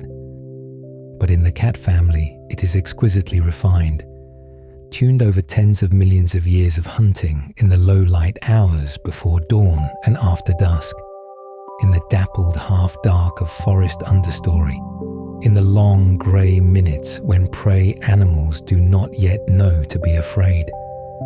The pupil that contracts to a vertical slit in bright daylight can open so wide in darkness that it seems to swallow the whole iris. A hunting eye, a patient eye, an eye designed to wait, now move to the ears because the ears are their own kind of miracle. A cat has 32 muscles in each ear, 32 in a structure the size of a walnut shell. A human ear, by comparison, has 3, vestigial remnants of an ancestor who could swivel its ears the way a horse still does. We lost that ability somewhere in our evolutionary past and kept only the ghost of the mechanism. The cat kept everything. Each ear operates independently, rotating up to 180 degrees, sweeping the air like a pair of radar dishes that can each aim at a different source. When a cat sits in apparent stillness, one ear tipped toward the window and one toward the doorway, it is running 2 simultaneous acoustic searches, triangulating the soundscape of the room the way a navigator uses 2 bearings to fix a position on a map. The ears evolved in places where the most important sounds were quiet ones. The soft rustle of a small mammal moving through dead leaves. The compression of snow under a field mouse's 4 grams of body weight. The crinkle of a moth's wings against grass. Those are the sounds that mattered across millions of years of testing. And the 32 muscles are the answer the lineage arrived at. A cat can locate a sound with a precision of a few degrees at high frequencies, in conditions where a human hears only an undifferentiated murmur. It can do this while appearing to be asleep. It can do this while it is, in fact, very nearly asleep. One ear still sweeping, still logging, still ready. That persistent low-level monitoring is itself a 30 million year inheritance. The world is larger and more detailed than it appears to us. It has layers we cannot hear. Rest in that thought and move very gently to the nose. A human nose carries somewhere around 5 million olfactory receptor cells. A cat's nose carries approximately 200 million. That is not a modest difference. That is a different order of magnitude of sensory experience. The world the cat inhabits through its sense of smell is something we have almost no way to imagine. A landscape of invisible chemical information, as detailed and navigable as a map, as legible as text. A cat moving through a familiar room is reading that room. Who has been here? When? What emotional state they were in? Whether the patch of sunlight on the floor was occupied this afternoon? Whether the air has changed since morning? The nose tells all of this the way our eyes give us shape and color and distance, fluently, automatically, in parallel with everything else that is happening. The system evolved alongside the rest of the predatory toolkit, honed by the same selection pressure. The need to locate, identify, and intercept prey in environments where sight and sound alone were not sufficient. The Oligocene forests where the earliest cats climbed were rich with scent. Damp bark, leaf mold, the musk of small mammals. And the ancestors of the modern cat learned to read all of it. The domestic cat has not surrendered any of this. When it sits by the door and seems to be looking at nothing, it is reading the outside world through the gap beneath the door, processing a chemical news feed that has been arriving all day. Now consider the spine. Most mammals are built for a fairly limited range of motion. The spine is sturdy, stabilizing, optimized for forward locomotion. Cats are built differently. The domestic cat has more lumbar vertebrae than most mammals its size, and those vertebrae are bound by unusually flexible ligaments that allow the spine to compress and extend in a long, elastic wave. This is the architecture that produces the galloping stride you see in a cat moving at full speed. that extraordinary reach and suspension, the body arcing into the air between each footfall like a spring released. But the same flexibility serves another purpose. When a cat falls, from any height, from any orientation, it can right itself in mid-air with a speed and precision that seems impossible. This is the righting reflex. Within milliseconds of the body registering that it is falling, the nervous system initiates a sequence. The head reorients first, using the eyes and the inner ear's gyroscopic sense as reference points. Then the forequarters rotate to match the head. Then the hindquarters follow. The back arches to absorb the landing. The legs extend. The whole correction can complete in approximately 100 milliseconds, 1/10 of a second from upside down to right side up in free fall. The righting reflex is thought to have evolved in the arboreal ancestors of the cat family, creatures that spent their lives in trees and survived better if they could land on their feet.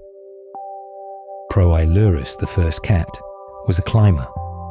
The trees it navigated were the trees of the Oligocene, 30 million years ago. The spine that made that climbing possible is the spine the house cat sleeps in tonight. Every morning when a cat wakes up and stretches, that full body extension that seems to begin at the tail and end at the tips of the front claws. It is using a mechanism that is 30 million years old, tested every day since before the Alps had risen to their full height. Now look at the paws. Look at the claws specifically. Those curved, compressed keratin hooks, so precisely designed for gripping, climbing, catching.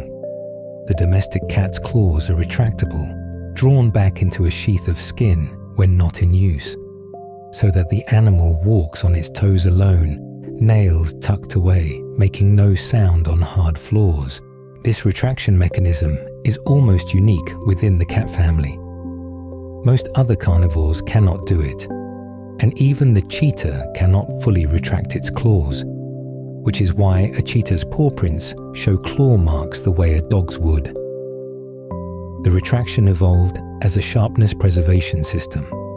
A claw that drags on every surface it contacts will wear blunt within days. A claw kept sheathed, only extended for the moments of climbing and gripping and catching, stays sharp through weeks of use, ready when it is needed. The mechanism, a tendon, a ligament, a precise geometry of bone, is so reliable that it has persisted through 30 million years of descent without significant alteration. The claws of the domestic cat are the claws of Proilurus. When a cat presses its paws against a scratching post and drags them down, what looks like destructive behavior is actually maintenance, stripping away the outermost layer of the claw sheath to expose the fresh sharp point beneath, keeping the tool ready. Evolution rewarded animals that kept their tools ready. It still does. And finally, and perhaps most quietly, consider the walk itself. When a cat moves slowly across a room, it places each hind paw precisely in the print, the corresponding front paw just vacated. The hind right foot lands where the front right foot was a moment before. The track in snow or mud shows not 4 sets of prints but 2, front and back overlaid as though only 2 feet were touching the ground. This is called a direct register gait, and it is not an accident. It evolved to solve a specific problem. If you are moving through an environment full of dry leaves, brittle twigs, patches of ice, surfaces that will creak or crack or rustle under unexpected pressure, and you need to arrive somewhere quietly, you test each step with your front foot first. If the front foot finds safe ground, you already know that patch is safe, and you can land your hind foot on the same spot without a second test. The front foot is the scout. The hind foot steps into already verified silence. Direct register is the walk of an animal that has been hunting in acoustic environments for a very long time, in forests and grasslands where sound carried, and silence was the difference between catching and going hungry. It began in the Oligocene, in the trees and undergrowth, where Proilurus picked its way through a world we would not recognize. The direct register gait is at least 30 million years old. It is the walk the domestic cat uses tonight, through your kitchen, along the hallway, up the stairs toward wherever it has decided to sleep. You know what it sounds like when a cat decides you should be aware it is arriving. The clear, deliberate thump of each paw. You also know the other kind, the appearance out of nowhere, the sudden presence at your elbow, the cat that seemed to materialize from the air. That second kind of movement is the direct register gait operating as designed. 30 million years of practice. Flawless. And so the cat that is sleeping near you tonight, whether it is curled in a tight ring on the end of your bed, or stretched across a warm floor, or tucked into the particular wedge of darkness behind a radiator, is not merely a soft animal you brought home. It is a condensed record of geological time, written in muscle and bone and nerve, in the mirror behind the retina, and the 32 tiny muscles of each ear, and the sheathed claws and the flexible spine, and the paws that fall without sound on any surface they choose. Every breath it takes is the most recent breath in a line that extends back through the ice ages and the Miocene forests, and all the way to a small climbing creature in the trees of 30 million years past, who was learning very slowly the shape of a world that would eventually produce this room, this warmth, this sound of breathing. Let your own breathing slow now. Let the image of that lineage settle over you like something heavy and warm. You are in good company. The deep pass is resting beside you, and it is, for the moment, perfectly still. Close your eyes for a moment and simply listen. Somewhere beneath the drift of ordinary sound, beneath the breath of the house settling, beneath the small movements of night, there may be a vibration you have stopped noticing, the way you stop noticing the hum of a refrigerator or the rhythm of your own pulse. And yet it is there, low and continuous, rising and falling with something that breathes beside you. That sound is what we arrive at now. Not the claw, not the whisker, not the silent footfall we trace through the long corridor of the Miocene. The purr. And it is, when you hold it up to the full light of deep time, one of the strangest sounds on the surface of this planet. Let that land gently. Strange, not threatening, not alarming, but strange in the way that starlight is strange when you remember how old it is before it reaches your eye. The purr carries that kind of age, and it carries something else too. Something that science has only recently begun to articulate in the language of frequencies and tissue and bone. We will get there slowly. There is no hurry tonight. There never was. The sound has been here far longer than anyone in this room has been awake to hear it, and it will go on long after every question we can think to ask about it has been set aside for sleep. So let us begin at the great branching, the place where the felid family divided itself into two distinct lines, and where the purr and the roar became, once and for all, two different inheritances. Imagine a throat, not any particular throat, not a living animal you could point to, but a shape, the arrangement of bone and cartilage and soft tissue that governs what any cat-shaped creature is able to produce as sound. In the lineage that gave us lions and tigers and leopards and jaguars, that arrangement includes a structure called the hyoid that is made partly of cartilage, flexible, floating, able to stretch. That stretch is what makes the roar possible. The great chest-filling declaration that crosses kilometers of open savanna and bends around the edges of every piece of silence it encounters.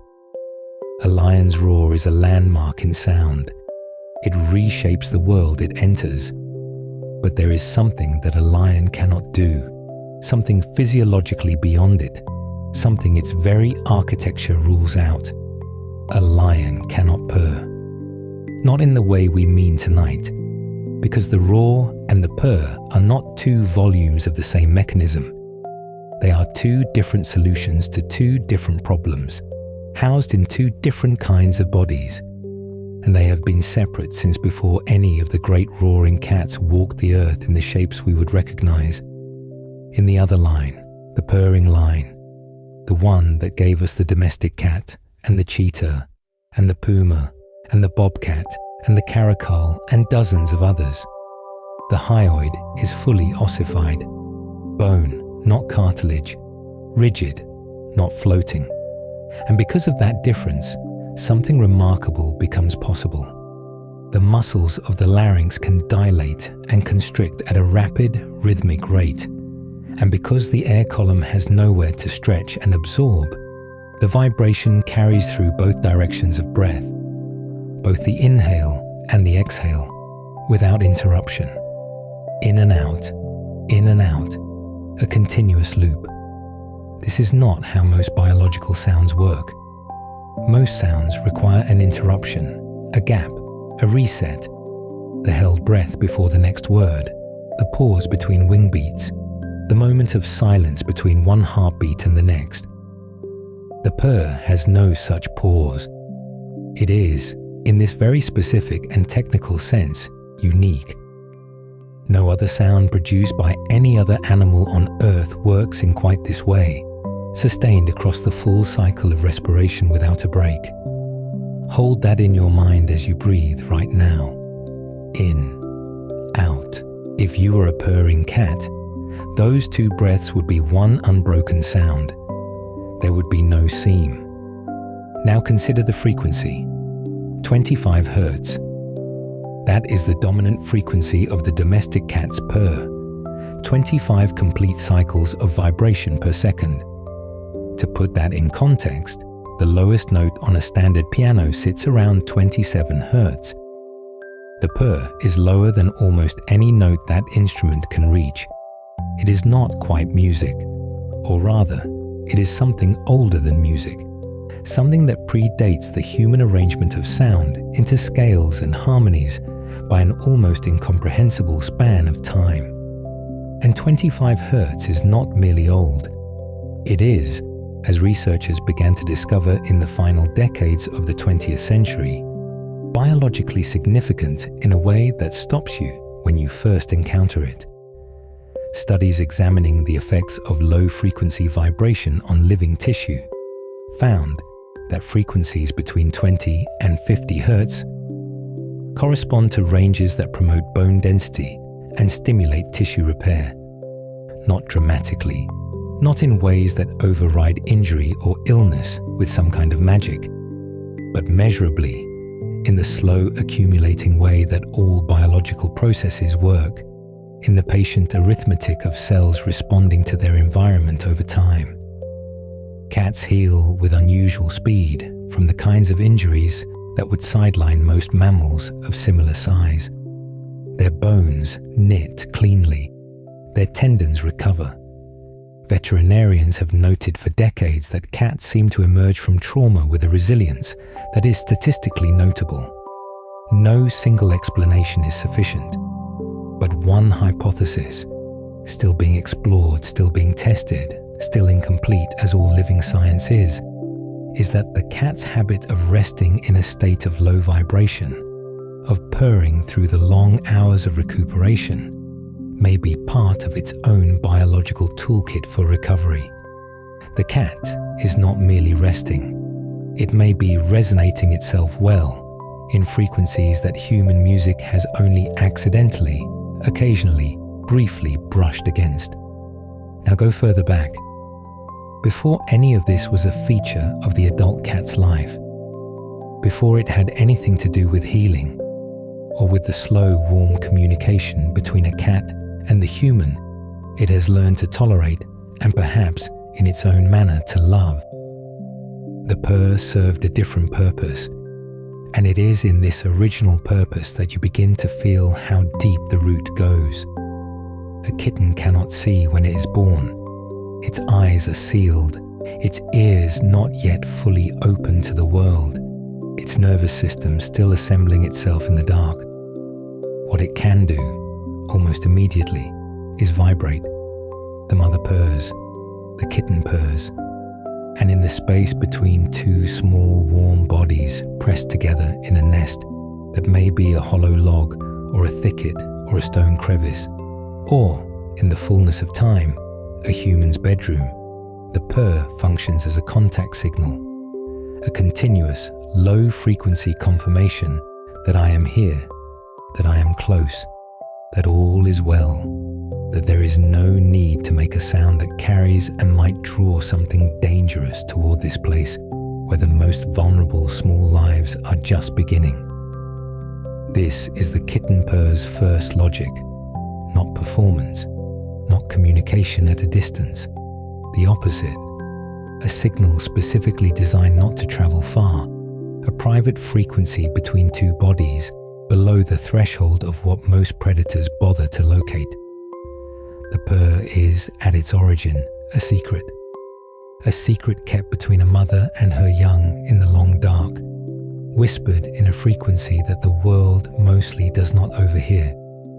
And here is what makes this particular origin story so resonant when you hold it against the present moment, against tonight, against the animal that may be settling its weight against your leg or your shoulder, or curled at the foot of your bed right now. The purr did not go away when cats grew up. In most animals, the signals of infancy are left behind. The kitten cry of a mammal gives way to adult vocalizations that serve entirely different functions: territory, mating, threat, alarm. But the purr persisted. And not only in the domestic cat, the African wildcat purrs, the cheetah purrs, and does so with a clarity and continuity that researchers have described as almost musical in its evenness. The puma purrs, the ocelot purrs, the caracole purrs, the serval purrs. Across the entire purring lineage, every species that inherited that ossified hyoid and that rhythmically dilating larynx, the capacity for continuous bidirectional vibration was retained through adulthood, through the long solo lives of solitary hunters who shared territory with no one, who raise their kittens and release them and walk away into landscapes of grass or forest or rock. These cats do not purr to their companions because they have none. They purr when they are resting, when they are safe, when the long vigilance of the hunt has lifted and the body is permitted to settle. The purr, carried forward from kittenhood, became something the adult cat does with itself, a self-directed signal, a frequency the body uses to tell itself what once the mother told the kitten. All is well. I am here. There is nothing to fear right now in this moment of stillness. You might sit with that for a little while.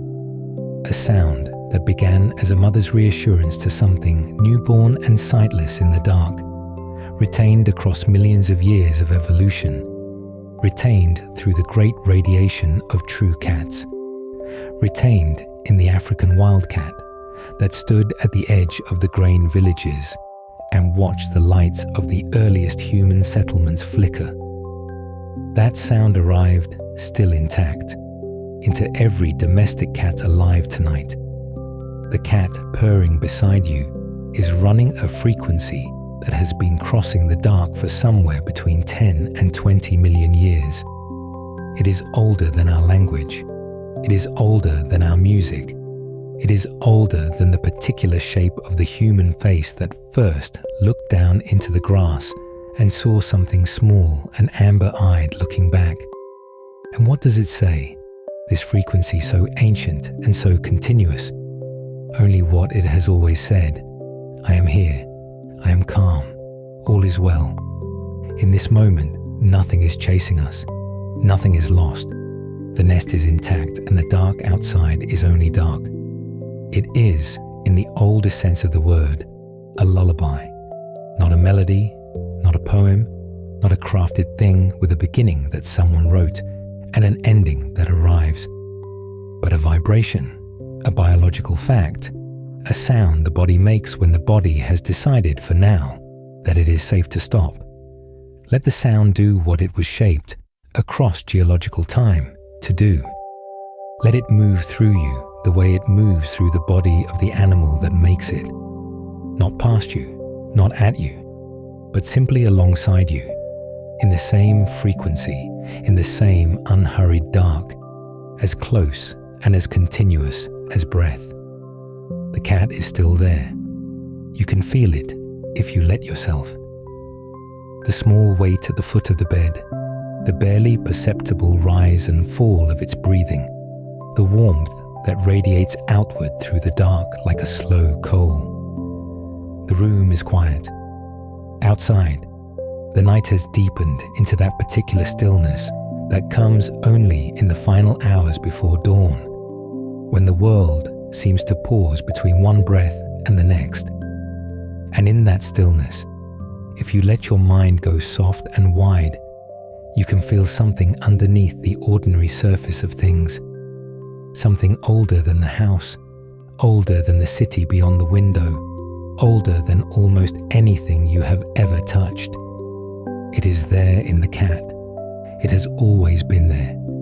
You are only now in this quiet moment, close enough and still enough to sense it. Let that feeling settle over you like something warm. You have nowhere to be. There is nothing required of you now, only this, the dark, the quiet, the animal breathing softly at your feet, and the vast, unhurried reach of time opening out beneath you, both like a dark and gentle sea. Close your eyes a little more. Let the edges soften. We have come a long way together, and now we are almost at the end, and the end is simply rest. The cat already knows this. It has always known. Watch how it sleeps, completely, without reservation, without the small held-back part that keeps so many of us hovering just above real sleep. The cat releases entirely. Oh, it has been practicing this for longer than you can imagine. And so tonight, in its company, perhaps you can practice it too. Perhaps some small part of what it carries, that ancient competence in surrender, can pass through the dark between you, quiet as warmth, steady as a purr. We have been walking through deep time together, you and the cat, and now that walk is nearly done. Let me trace the path back one last time, slowly, the way you might run your hand along a long wall in the dark, feeling the shape of something you cannot quite see, but know is real. Every feature you noticed earlier this evening, the wide and luminous eye that catches light no human eye can catch, the ear that rotates toward a sound before the waking mind has registered anything at all, the claw that retracts into its sheath so silently that you never hear it come and go, the spine that bends and flows like water moving over stones. Each of these is not merely a feature of the animal sleeping at your feet. Each is a letter in a message written over tens of millions of years, pressed into flesh and bone by a world that no longer exists and yet persists. Here, in this room, in this breathing body, as real and present as the air between you. That eye, the one half-lidded now in sleep, the slit pupil relaxed and wide, was shaped in the deep Miocene, in warm forests where the light fell broken and shifting through canopies of unfamiliar leaves, where small creatures moved in the understory and the first carnivorans were learning, generation by quiet generation, what it meant to see in the dark. That ear was tuned across uncountable nights to frequencies too high and too soft for any other sense to catch, refined on prey that skittered through leaf litter and grass long before there were grain stores or villages or any human hand to offer a bowl of food in an autumn doorway. The claw, folded now, resting, has retracted in exactly this way since long before your species existed, since before your species was even a possibility on the horizon of evolutionary time, since animals carried that mechanism through landscapes you could not recognize and nights you could not survive. And the walk, the silent crossing of a moonlit floor that you have seen 1,000 times without truly seeing, that walk was perfected in the shadow of a cat called Proilurus, the dawn cat, 30 million years ago, picking its way through forest that no longer stands on a continent shaped differently than any map you have ever read.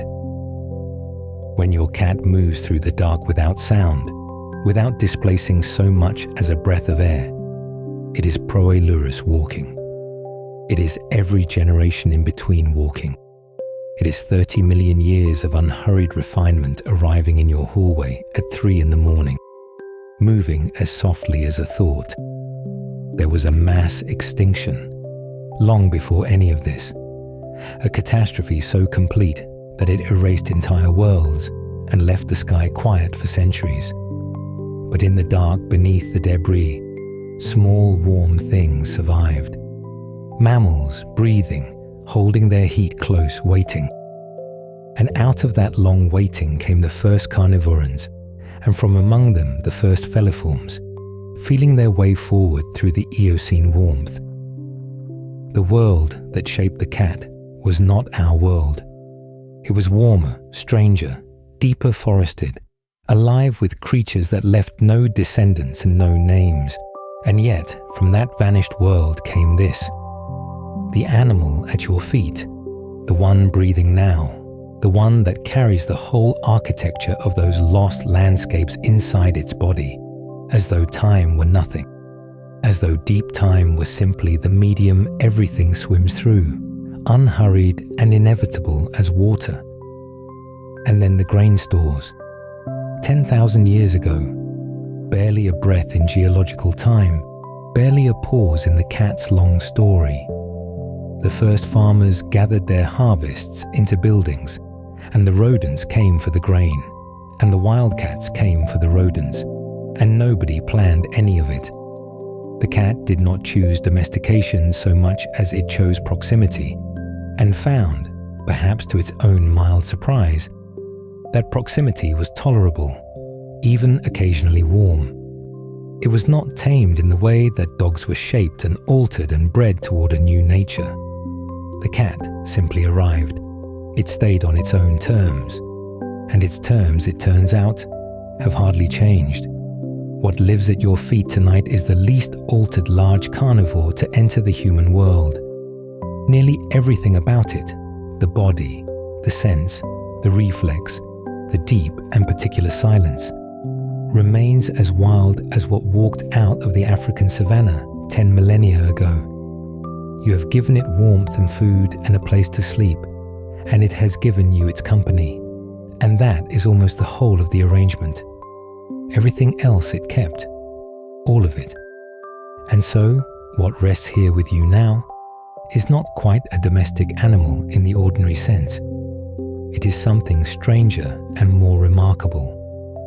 A wild thing that made a considered and reversible choice to be near you, and that carries in its body the record of everything that came before that choice, all the way back to the warm Eocene forests, all the way back to the extinction that cleared the world for mammals, all the way to the slow shaping of a lineage that learned, over tens of millions of years, exactly how to move through the dark without disturbing it. When you feel the purr, and perhaps you can feel it now, even from where you lie, that low and steady vibration moving out through the quiet air, you are feeling something that predates everything you were taught in school, everything your language has words for, everything your civilization has had time to build or name or remember. 25 hertz, the frequency of slow bone, of healing, of deep and dreamless calm. The purr did not begin with your cat. It did not begin with any cat you could name. It began somewhere back in the dark before history, in a small ancestor learning to signal safety and contentment to others of its kind, and it has been passed forward through every generation since, unbroken, unchanged, arriving tonight in this room, in this animal, in this moment of extraordinary, ordinary quiet. You are in the presence of 10 million years of living continuity.